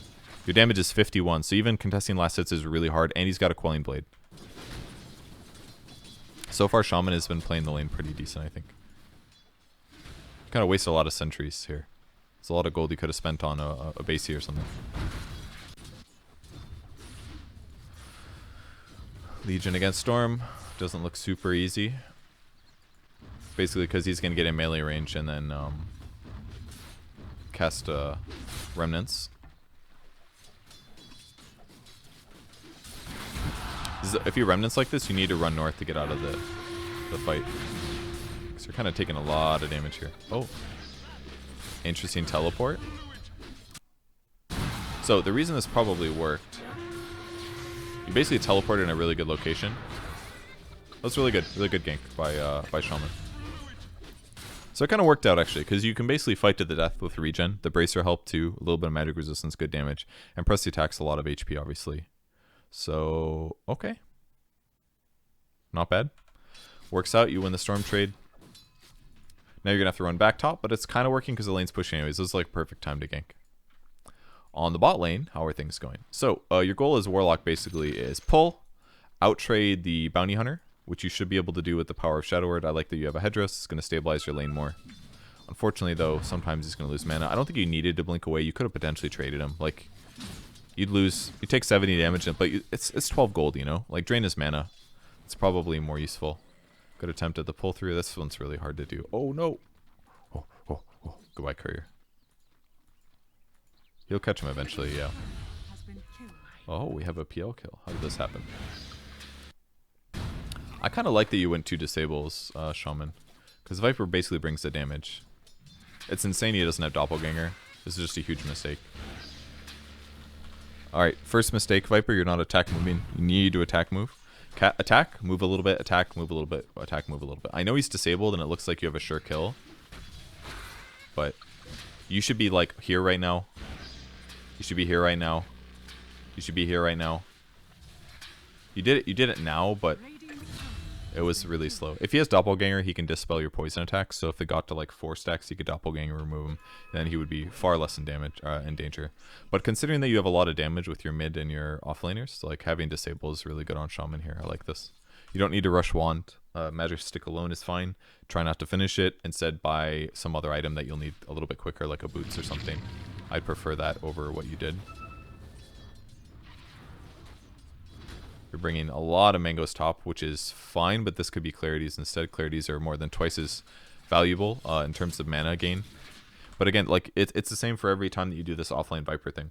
Why not bring a static mana regen item? Like Sage's Masks are really cheap right now, 225 gold. Just bring a Sage's Mask early. Over a minute, that's 60 mana. Over 110 seconds, that's almost 2 minutes. You get the same as what a mango is. So like over the course, if you buy one of these pretty early, it's going to pay off really quickly. Especially if your other support buys a Basie as well. And with that extra mana, you guys have more opportunities to go for kills. You could have probably killed him. I think you should have turned and shackled. If you turn and shackle, I guess he's out of mana actually. This isn't going to work. You probably should have gone 2 points in poison attack because you're not going to have enough mana to use both.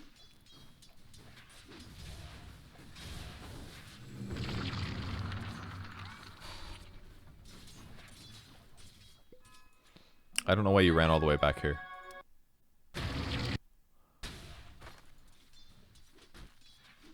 To get your courier? Like why run all the way down here? I don't know. You're taking yourself out of the lane for seconds at a time. Like you could shackle this guy probably. It's kind of hard now because he's got Doppelgang, but before when you should have realized that he didn't have it, you should have punished him more. Like you guys should have one more kill right now in my opinion. Bounty's doing a good job moving around where he should.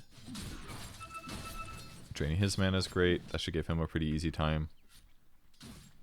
Like Warlock, you could have been bullying him here for 5 seconds before you go for Bounty Runes. When you stack this, it's hard to go angular. You have to go up or left. But I'm glad that you're going for bounties.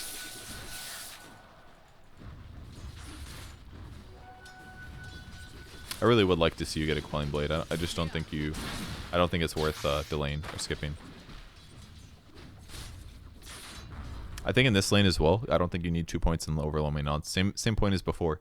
The 2 points is really unnecessary. You could have 3 points in Moment of Courage. You could have 2 points in Press the Attack. These are the skills that are going to help you lane longer. This is why a lot of pro players might even delay getting any overwhelming odds. It's obviously great for the movement speed bonus, and for that and getting range creeps, I think it's good to keep it. But get more points in Moment of Courage or Press the Attack. It'll help you more. Like, did you really need to nuke there? You got 3 creeps. That's 16 damage. So that's 48 damage plus 60. So that did 108 damage plus the hero, which is 60. So you did 168 damage, which is okay, Harass. But you could also right-click him twice and do equal damage. Or use Press the Attack and right-click him a few times. Like, I think using Press the Attack there to heal yourself and hit him a few times is more beneficial than using overwhelming odds. So I think you use your nukes just a little bit too frivolously. Much like the previous game. Shaman came back to check for bounties. Now this lane is really hard. Like, your ability to kill PL is, like, pretty much non-existent. Because you're not going to be able to poison attack him enough. And maybe that's why you're getting another Toxin at this point, but... Shaman, you should just be focusing on side pulling now. Why did you get a dust? Oh, bounty, I guess. You should have side pulled. When you side pull like this, Viper should drag the creeps to the left. That way you can connect this without these getting aggroed.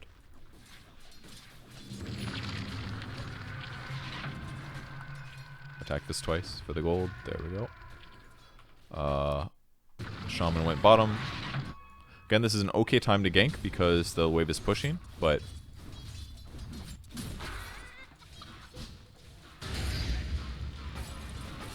it's a hard kill.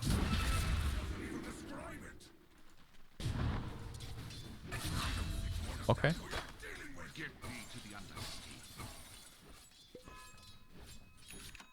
Good gank. Shaman, you're winning the game for your team.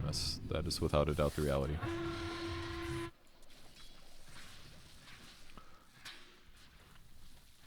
I honestly, it's not even worth using poison attack like this. You just spent 50 mana to do like literally, like you could have just attacked him twice and it would have been fine, in my opinion.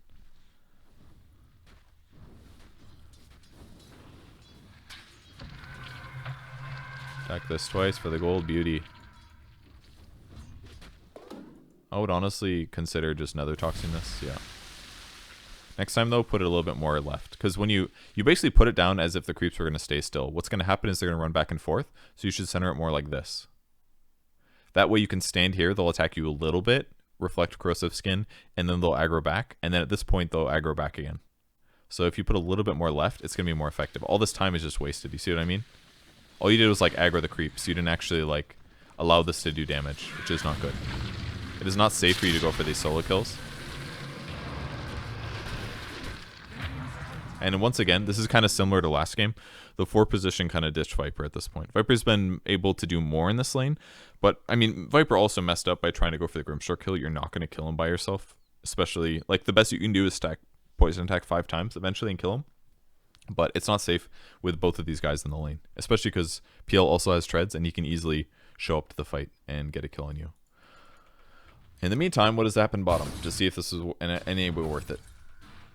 Some diving happening, but in reality, all that needs to happen is that like Warlock keeps AM alive. That's pretty much it.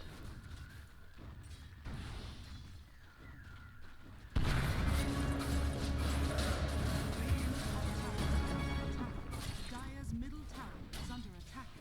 Radiant's bottom tower is under attack. Very much a kill.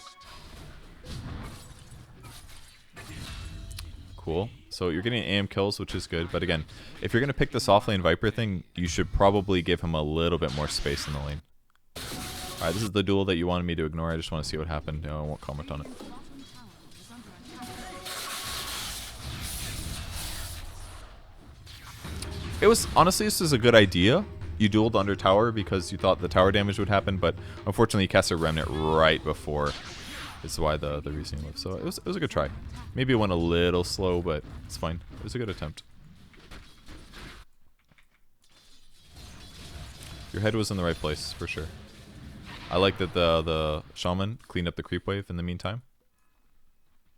Very disable heavy. I generally will get at least 1 Ether Shock because it's 140 damage, but it's kind of okay that you have done this.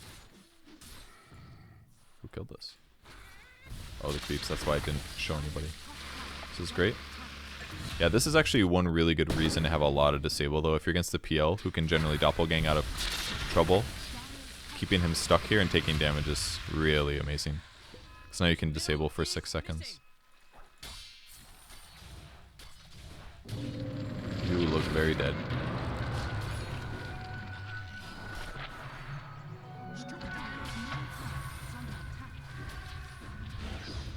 Ooh. Oh no, the storm. Heal yourself. It's gonna be too late though. But you did get a duel. Not the worst.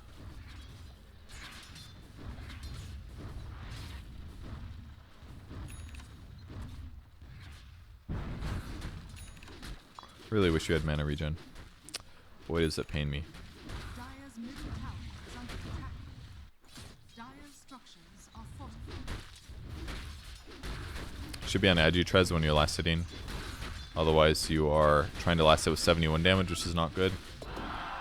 This is another one of the places where you're suffering as an offlane Viper. You're just not gonna last hit well. Like the range hero as a 3 is just a little dangerous for reasons like this. He gets a D ward, runs away. Radiant's middle tower is under Shaman's still trying to run around to get kills, which is good. This guy still has way too many last hits.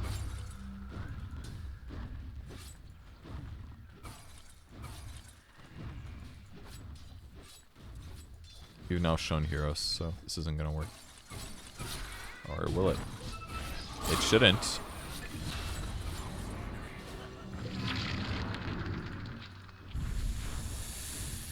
This is a good kill. Dire's bottom tower is under attack. Shaman's playing very good.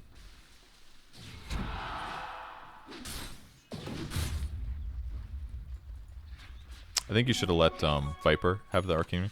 So you do this every game. You keep buying the Basie, but you buy it so late. I think this is really hurting you. You should have this like the first couple minutes of the game, probably. Somebody in your lane should at least. I like that you've rotated top to go for a dual kill. This is great. I don't think you should nuke him in this case.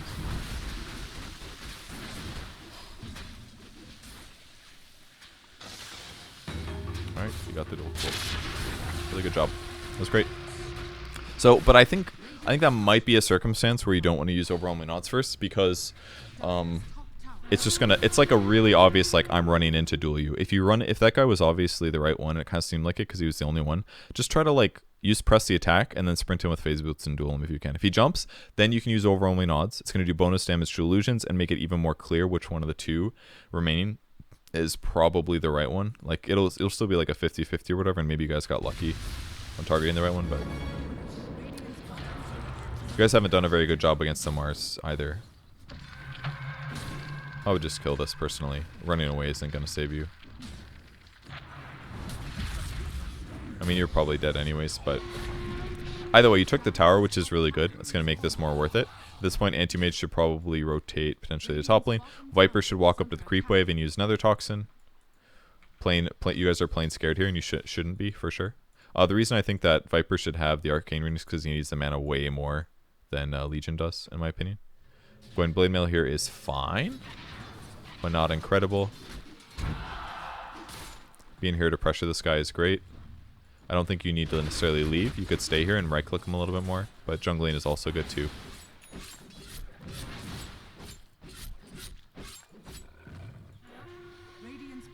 Anti-Mage, you should be maxing Blink out earlier. I don't think you need 2 counter spells. Guys found this kill.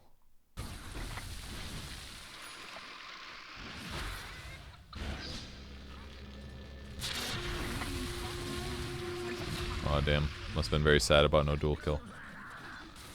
Alright, you guys have 4 heroes sitting mid. What are you going to do with this? Everyone will just leave the lane. Should be pushing and going for kills. See, like, I get that you guys are going for kills and all, but like, you're doing these options that are very, very time intensive. You're crossing the whole map to come try to kill this Mars, and maybe you're going to be successful, but why not just stay mid and push, you know? Like, you guys could have killed that creep wave and wrapped around up here and like played in this area. Then you can like cut in and dive the tower, or you can like stand up here and get a ward down and see where they're playing. But instead you're running across the whole map with these slow heroes for the option of killing him. Like, it would have been almost better if you just TP'd instead, you know?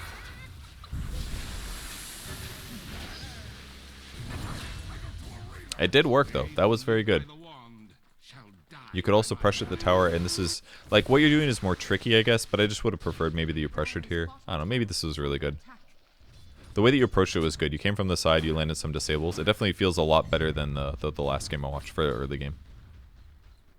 Fortunately, you lost all the bounty runs, so you're going to lose all bounties because you weren't paying attention, which I get. I do that sometimes, AK all the time. You got sentries, you're waiting to see if PL or if CFE approaches. I actually do like your skill with this game, Shaman. I think you've done a nice job. You guys are playing a little defensive.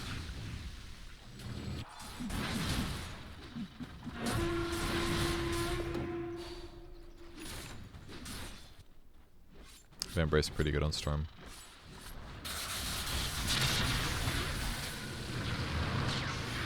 Ooh, that should have been a kill. Now does a Storm Death. Should kill this guy too. Viper messed up there. Should have been disabling Grimstroke right away. He would have gotten a dual kill. But as a whole, very good. What a beauty item. I would maybe argue that the Aquila is a little unnecessary in AM, but I guess you do need the mana to blink around. Hey, what happened? We get a kill?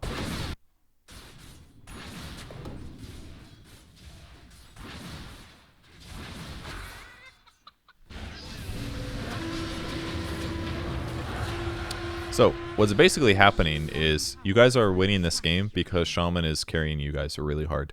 You have a hero that has lots of disables, and the disables are so long that it makes up for the fact that you guys are not always in the right position, and it makes it easier for you guys to catch up. It also really facilitates Viper because Viper now has enough disables to cast poison attack many times, and cast another toxin perfectly.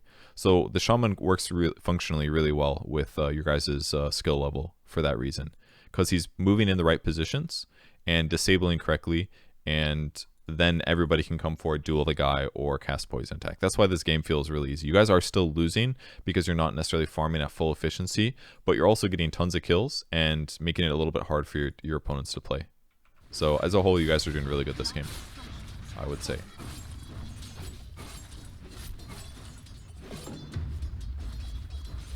AM still farming in the meantime, trying to finish Battle Fury. Dire's bottom tower is under attack.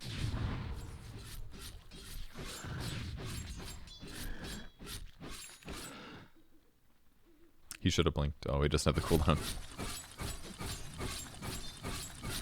This is usually why you don't like max out mana break, for example. Oh, what happened over here? So you're coming up to hit creeps. Looks like they're going to go on you.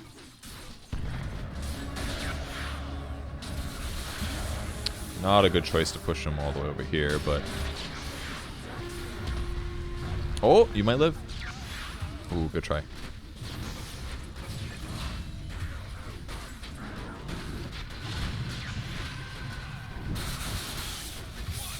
Anti-mage got too excited.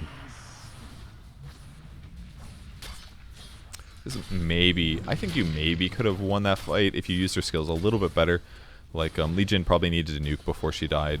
If you, like, nuke and then run, you might have been able to... And I don't know if you had phase or not, but if you could have phased this way, maybe it would have lived.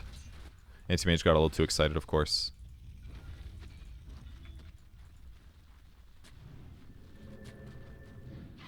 Viper going Orchid this game to help against the Escapers. It's a pretty good choice. I like it.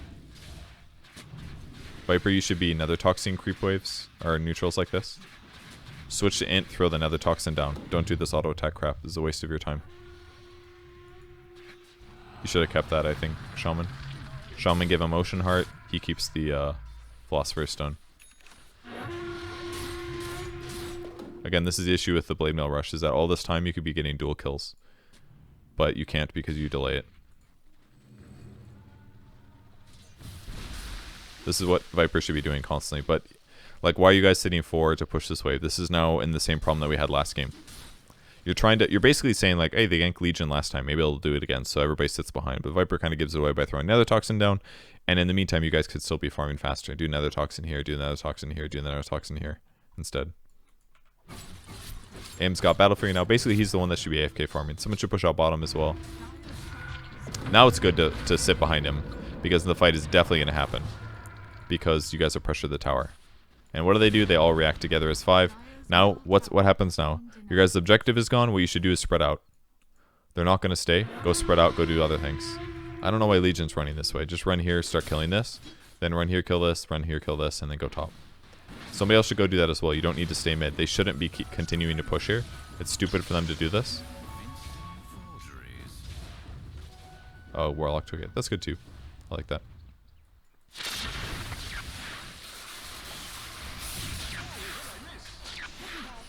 You forgot to use poison attack those first couple hits. This guy killed you because he's got a billion magic or spell amp and lots of magic damage, and Viper has no passive and has gone pretty much all offense. Which is kind of the right thing to do, but dangerous as an offlane hero. Pupil's Gift. That's fine, I think. Yeah, definitely give him Arcane Ring. That makes sense. If you have Blink, that's a kill. Oh no. Lost vision twice.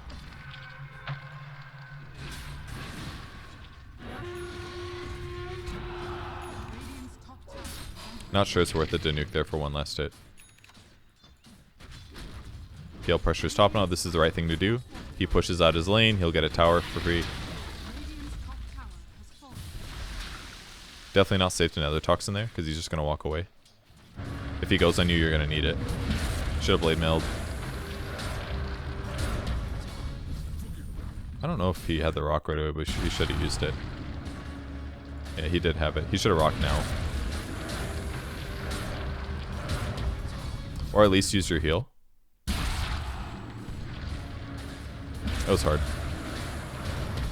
But yeah, the fight's definitely over now.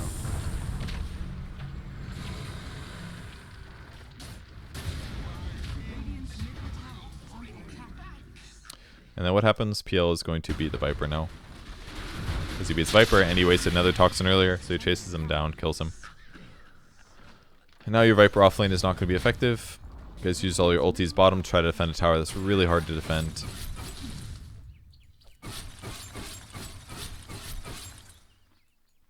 Aim should be blinking camp to camp, but it's really hard. Now there's a kill. Oh, good Hex.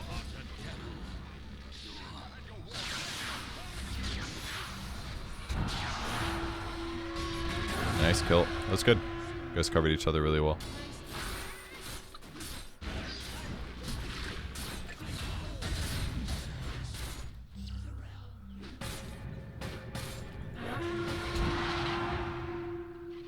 This was a good try.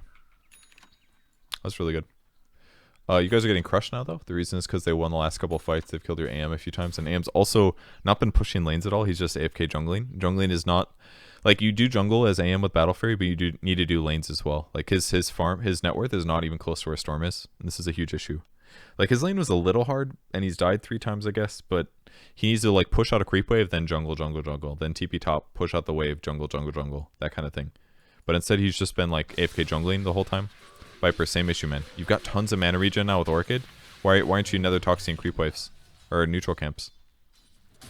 Every wave should be like this. No tankiness, dies instantly. He's also got Deso. Like, Viper does not have that much agility gain, 2.5, so minus armor is going to counter him, basically. Basically, anybody that does a lot of single target damage is going to counter Viper. But this game, we're really seeing the issues with playing Viper offlane, basically. And it feels to me like they just have, like, really good hero matchups due to your weird picks, and you haven't been pressuring enough. Warlock has also not felt very good with you guys, because Warlock's a lane stabilizer, which he did an okay job of, but not excellent, and he's also a teamfight hero. And it's nice to have the teamfight, but you guys aren't... The problem with, like, grabbing heroes like Warlock that are really good at teamfight, but kind of weak at everything else, is that, like, you're not necessarily teamfighting at the perfect moments. So if you use your rock incorrectly, the hero feels really bad, because you can't push very well, you can't farm very well, and yeah, you can heal, but heals aren't the most game winning. And if they have good mobility, the hero feels really bad because then upheaval isn't good either. So it's a really bad game for Warlock. This would be a good example of why it's bad to pick Warlock in the first phase, because you guys have been punished for it. Radiant's bottom tower has fallen. Aim should be going here next.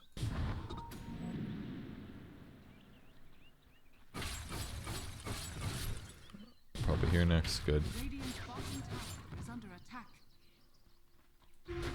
Alright, what's happening bottom? Alright, you got your blink now. I don't know why you nuke like that, because now they know you're here.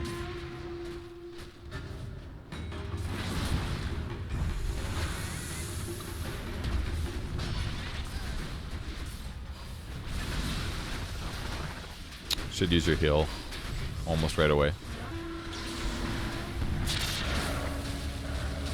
Upheaval is pretty good though.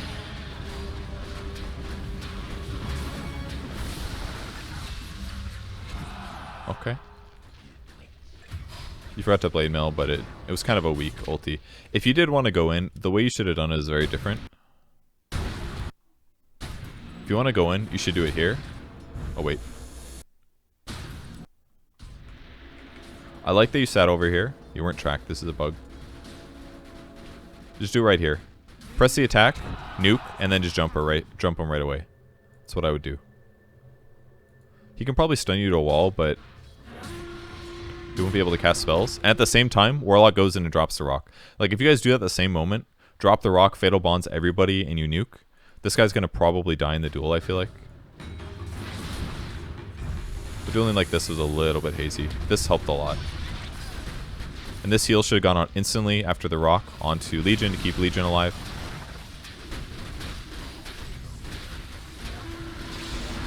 This is only good because they're fighting on break. Again, Viper's really vulnerable. Having Aqua is excellent though. So it actually ends up being pretty good. In the meantime though, unfortunately AIM got ganked. AIM should not have built Basher second, by the way. This is why.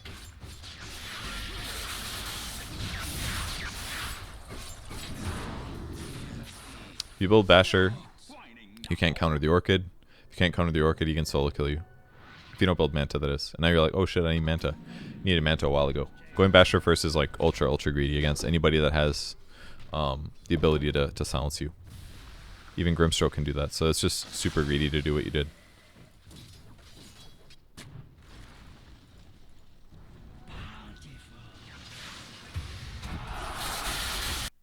Open over here. You need to blink right away. As soon as you saw this PL, you should have shit your pants and been like, oh, this is not safe, and then you should have blinked to safety. As soon as this, you blink away. Especially when you see this coming.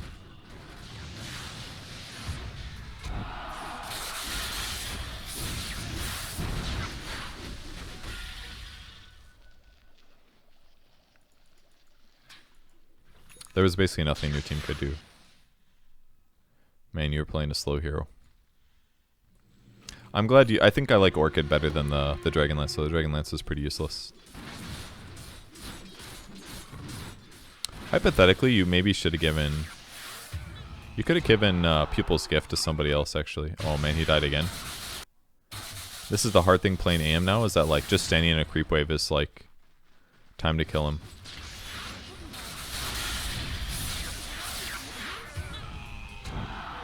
He's snowballed enough that he's got tons of extra damage. So now Ames kind of misses window a lot. Got pressured enough. Now getting further and further behind. Spiderleg's pretty good on Legion. It's pretty good on Shadow Shaman too. Oh, he's got Blink, so he doesn't need it. Viper would be really good on, get more movement speed, but also Aquila is really good. Nether Toxin your creep waves, man. Got 12 mana per second, and you're not Nether Toxin. You could just Nether Toxin this creep wave and walk away. There you go. But, you know, get the range creep. Like, your mana's already full. You literally can cast this as much as you want, and you always get your mana back. Ooh, that was a big kill. That was a really big kill.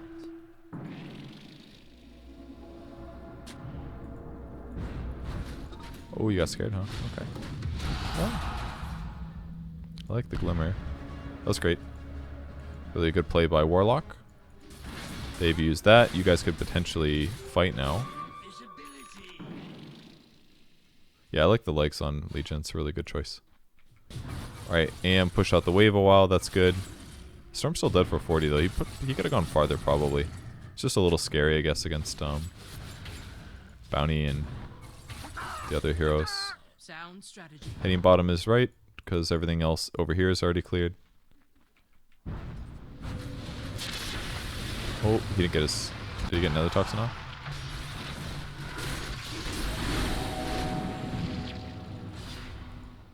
He had Spider Legs, so it would have been a lot harder to get out there. Radiant structures. AM needs a push. Yeah, leave now, because Storm is alive.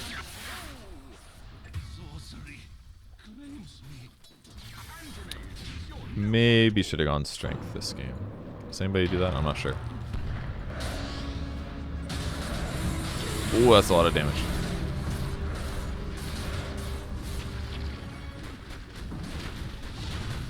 Needed to heal the Legion.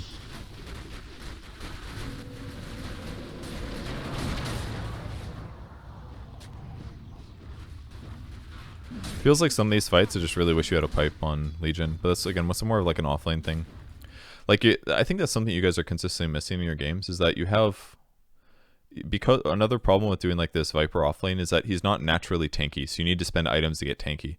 If you play a normal offlane hero, you can spend money on aura items like Vlad's and Pipe because they're naturally tanky because they're typically strength heroes. They have lots of HP. So buying items that give you a little bit more survivability if you have a strong base is effective. So almost every game you don't have a Pipe, you never have a Vlad's either because you keep doing this Viper offlane thingy.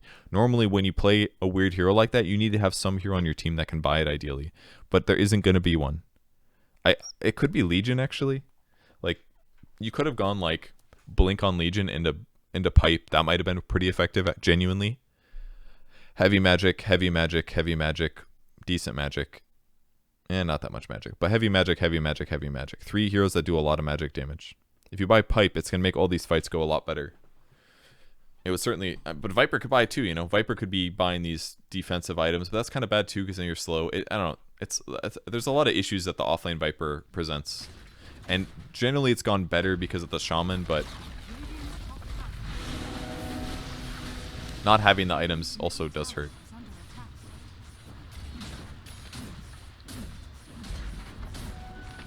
PL has heart now.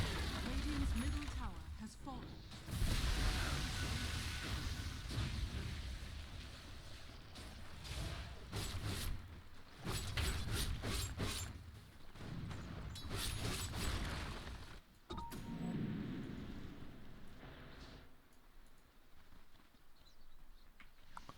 Going BKB is generally the right thing either way, but part of the reason your net worth is relatively low is just because you haven't been... Like, for Legion to farm really fast, you basically need to, like, dominate a lane and occasionally go for kills, and then keep pushing lanes. You've kind of spent a lot of your game sitting around looking for kills, which is good, because then you're getting kills, but you haven't done enough farming in the meantime, and part of that's just because you guys haven't had solid enough map control. So I would say the mid-Legion thing is kind of a miss. You guys are trying to, like, force heroes that don't fit super well into the role. It kind of works for you, but it's presenting some problems. And maybe you'd have more problems if you try to play conventional heroes as well, but it just makes the game feel kind of hard.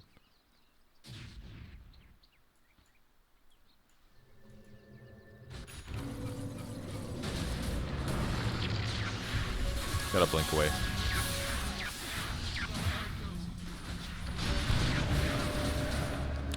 Basically, this game's over.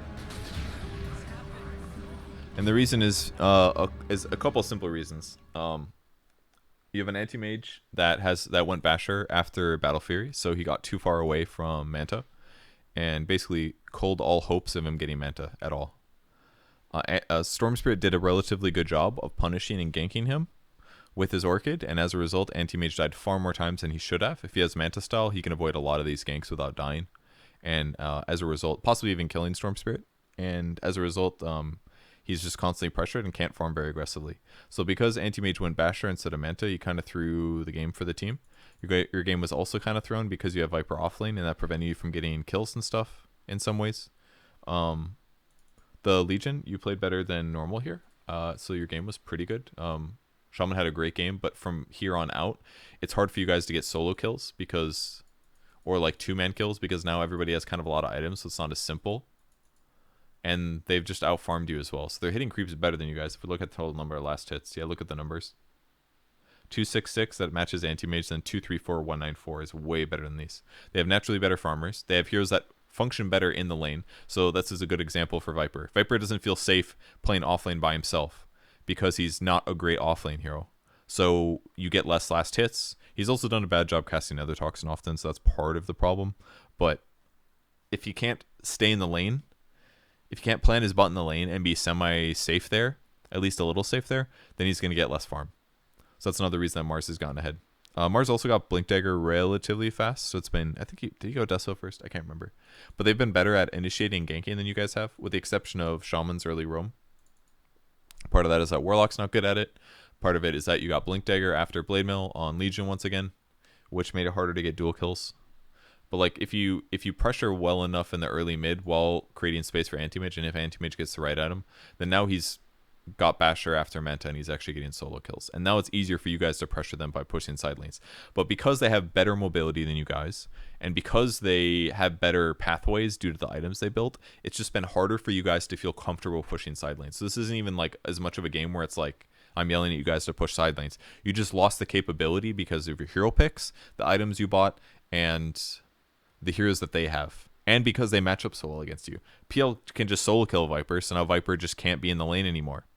There's like almost nothing Viper can do except for crush the PL in lane so bad that Viper gets really far ahead, and then you guys play the map really well with like lane pressure and backing him up at the right times. If you do that, then it's fine. The matchup isn't that bad.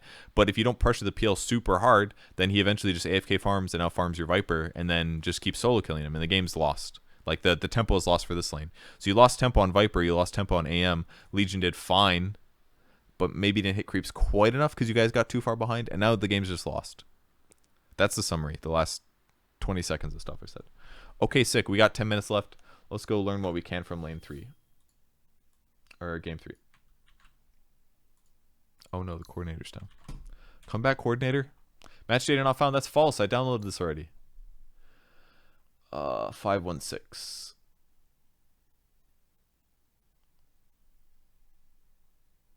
I swear that I downloaded this already.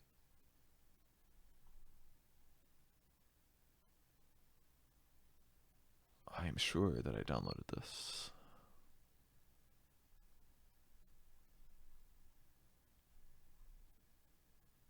But it is not showing. It's not showing in downloads. We'll see. It'll show up once. I'm gonna just pause quick while we wait for this. Okay, just needed to restart my Dota client. Here we go. Last replay. Got about 10 minutes. Bloodseeker, was your laning stage okay, and why did Tinker fuck you guys? Let's see. Okay. Prepare for battle. Time to put this thing in the bag and drown it in the river. Quelling Blade. It's in the bag. If I had to guess what Tinker is going to do to you guys, it is going to be that Tinker didn't get pressured, went back and farmed a lot, and then killed you as a result. Naga and Tinker are both pretty passive as heroes, so my assumption is that you should be able to pressure the map quite a bit and prevent them from farming. If you do that correctly, then it should be easy to fight them. The hard part is that both Tree and Undying are pretty good early game heroes, so early and mid game heroes, so it's probably a little bit tough to fight them in those mid game fights.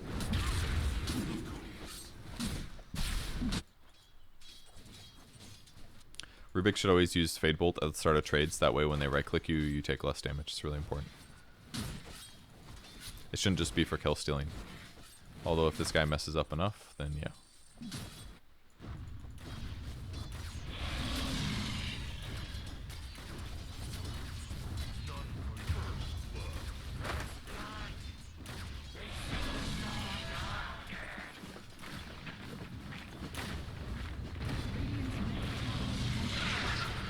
That was good. I like how you managed that.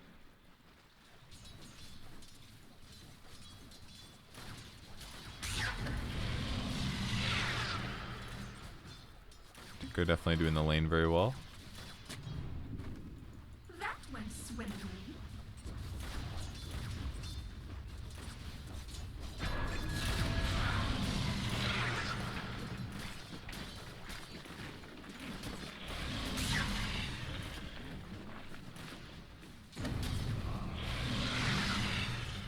I would have probably hit Tinker here.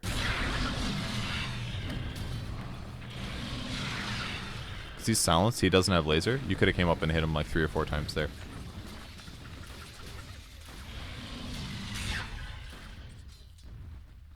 And you should have probably planted a tree by now and eaten the shared tango. You're missing a lot of HP and you're in a range where like you can almost get a kill, but you can't because you're not healed. Especially taking those 2 tower hits, now you're really fucked.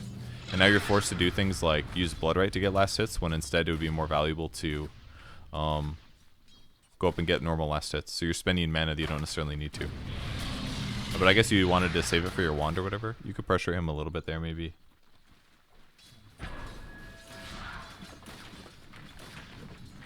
Being scared to hit him is definitely the biggest problem that you've made.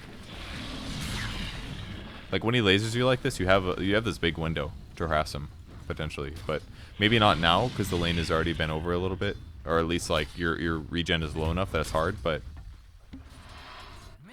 all right, now he's gonna go do a double stack, or just single stack because he's not paying attention. Oh, he disconnected. Well, he got to stack off first. Good for him. Okay, where are we at? You will be forever alone. Side lanes, unsure. This one is kind of... The smell of blood rises like a promise. It's kind of a weird dual lane. Oh, did AA die? Okay. This dual lane is probably kind of hard to play against, I imagine, but you could possibly get a kill. I'm just going to go forward from this point rather than go backwards. Looks like Mars is doing a pretty good job.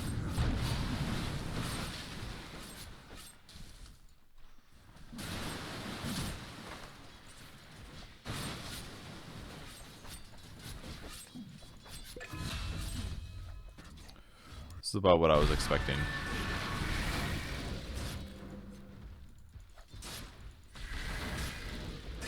That's really close, actually.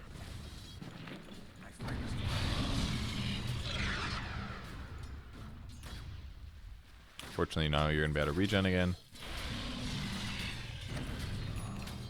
I don't know why he isn't lasering you. Should be hitting him here, I think. Maxian Bloodrite is fine.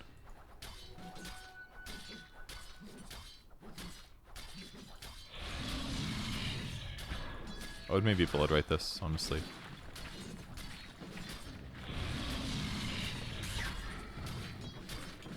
Sucks that it's like taking one extra hit to kill these.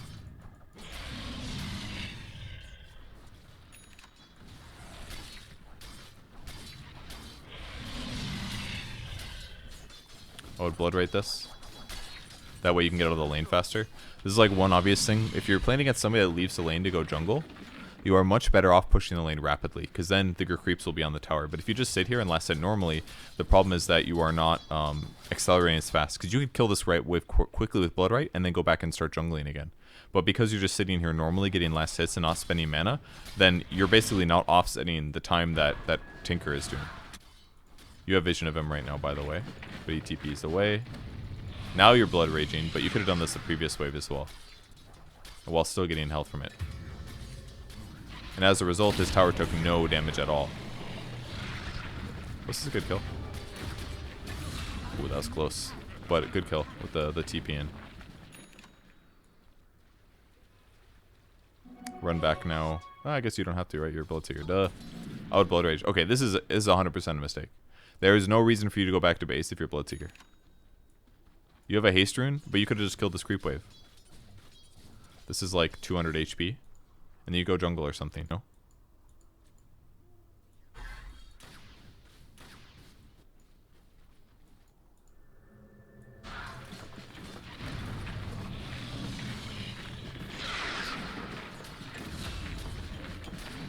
So let's keep an eye on his net worth. If you get anybody to rotate to your lane, it's a kill. Like Rubik coming to your lane with the smoke would be really, really good. Because then when you rupture the Tinker, it'll be easy. So you could slightly say your support should be doing a good job here. Pressuring the Nago with with Mars, I don't think it's very easy because he has high armor. But this is great. Alright, this is perfect. Great. Really good kill.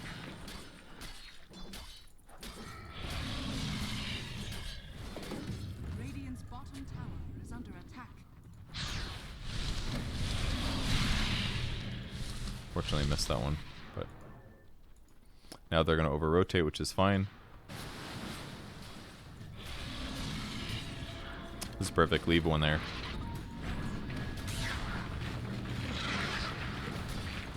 Get those range creeps if you can. Then go jungle.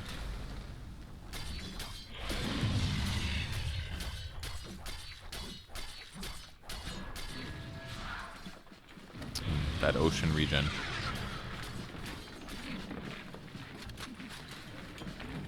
Get in the river. Get in the river. There we go. A lot of stuff going on top.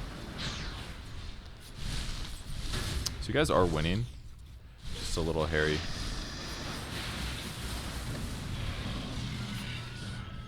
Now you've wasted your mana.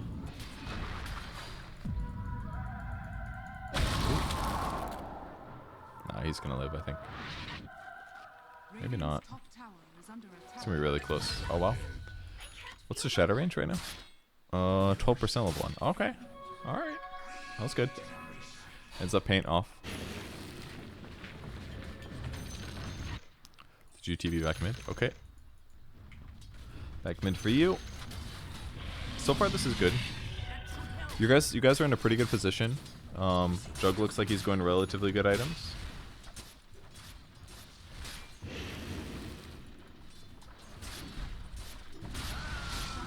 This is not worth it. On the bright side, they tombstone, so it could be worse. Alright, A with the urn. I would say this is going quite well.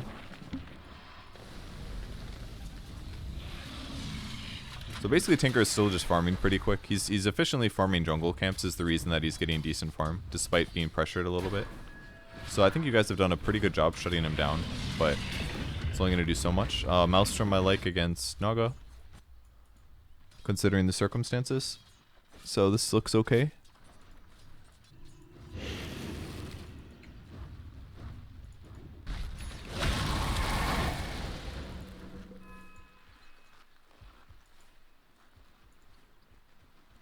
It was a lot of mana.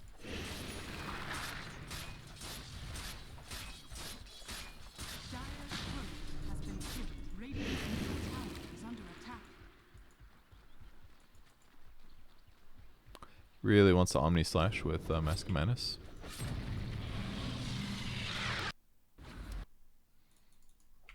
Radiant's middle tower is under attack. You guys are doing a decent job pressuring. Your positioning is really good for a Rupture kill. I would just settle for the Lich maybe. I don't know why you're doing this. You're kind of like revealing that you're about to go in with Blood Rage or Blood Right. They don't necessarily know you're here, so you might as well do Rupture first. You Blood Rage what to help your Rubik, but like what's the point? Now they just know that you're here and you don't get initiated on anybody. Now you can, I guess.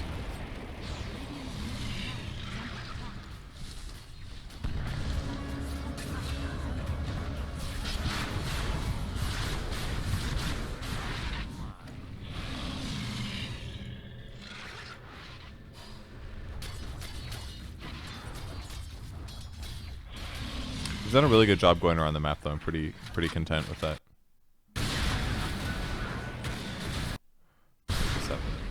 Oh, the Chain Frost and then... Oh, he wanted to run away, but he stayed too long. Now BOTs is up for Tinker.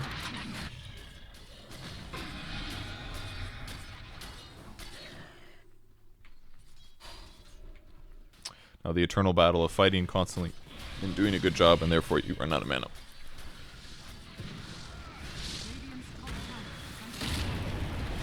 This is a hard kill to get. I guess not with that though. Oh, did you die? Oh no, somebody else did.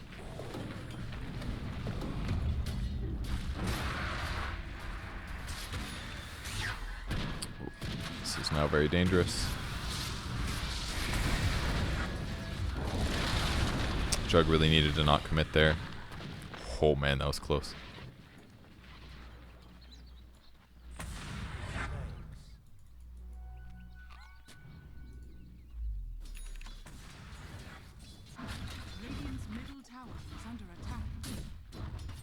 Vlad's on Mars is great. In the meantime, though, Naga's gonna be AFK farming. Basically, you guys did a really good job pressuring early. You did a good job pressuring early. You didn't do an incredible job, but it looks pretty solid. Just need to like keep it going, basically. Jug has the Keen Optic. That should not be the case. Somebody else should have this, like Rubik or even A, or even you maybe for the mana regen. Although I guess if you stand in the river, it's a lot of mana.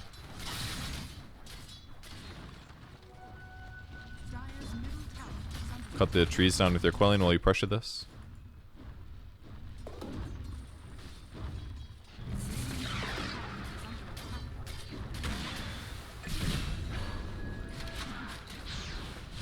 This pressure was good. Looks like they killed tree. It's too bad you didn't grab that. Tinker getting it is a huge advantage. I cannot believe he didn't take that.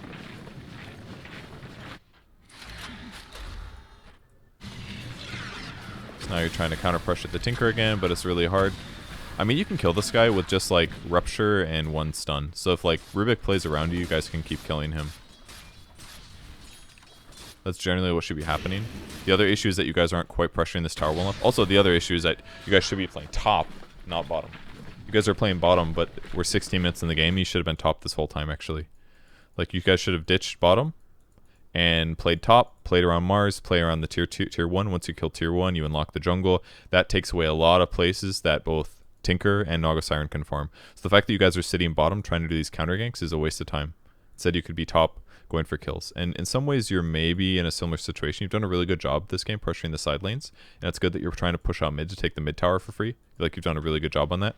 But your allies need to go top and cover Mars. Like, imagine if you're playing with Mars right now. The fights are a lot easier to win based on the place, but like approaching this is really hard, especially into these two guys. But they don't even matter that much. Like these two guys don't really need farm to do well because they're pseudo supports. So like, why put all this effort in trying to kill an Undyne and a Shri who are both hard to kill and have really good team fight when you can instead go top and like pressure Naga Siren, prevent him from farming, kill Lich for easy, or if Tinker TPs and you can kill him too. So I would say Bloodseeker, you're doing the right thing here, and it's okay that there's one hero bottom potentially, but everybody else should be top. So pressuring this tower again, great. And again, quelling these trees down, it'll be harder for him to TP in. It's rough, you're not going to get the last hit now. Or will you? Oh my god, get in the river! Yikes. Oh no, he's got blink. Okay, and now he's going to super accelerate. Now his net worth is equal to yours. Defends the tower. What's your team doing in the meantime? Fucking nothing. They're standing by Juggernaut, trying to still get this kill on these two guys, but the way they're approaching it, they're not. They're sitting behind the Jug. They're just hoping their opponents go on Jug, and then they can turn it. That's the only way this fight happens. And if they don't go on you, then nothing happens. And now Tinker has Blink Dagger. He's snowballed by getting kills the last couple minutes. And because you guys haven't done anything, now Tinker is online. If he plays well, he's going to have a great time.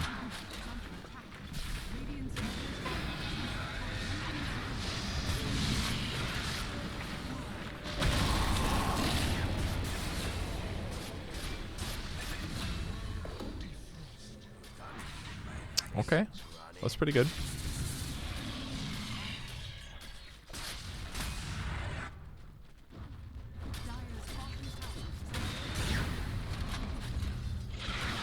He saved the damage.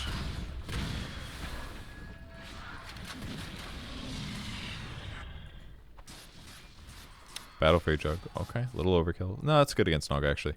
Okay, top tower should be pressured. Mars should not be jungling here. You should be pushing this in. Everybody should rotate top. It's still happening. You guys are still playing bottom.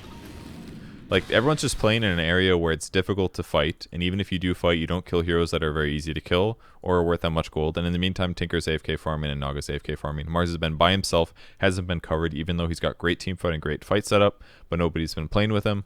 This is why the game is hard.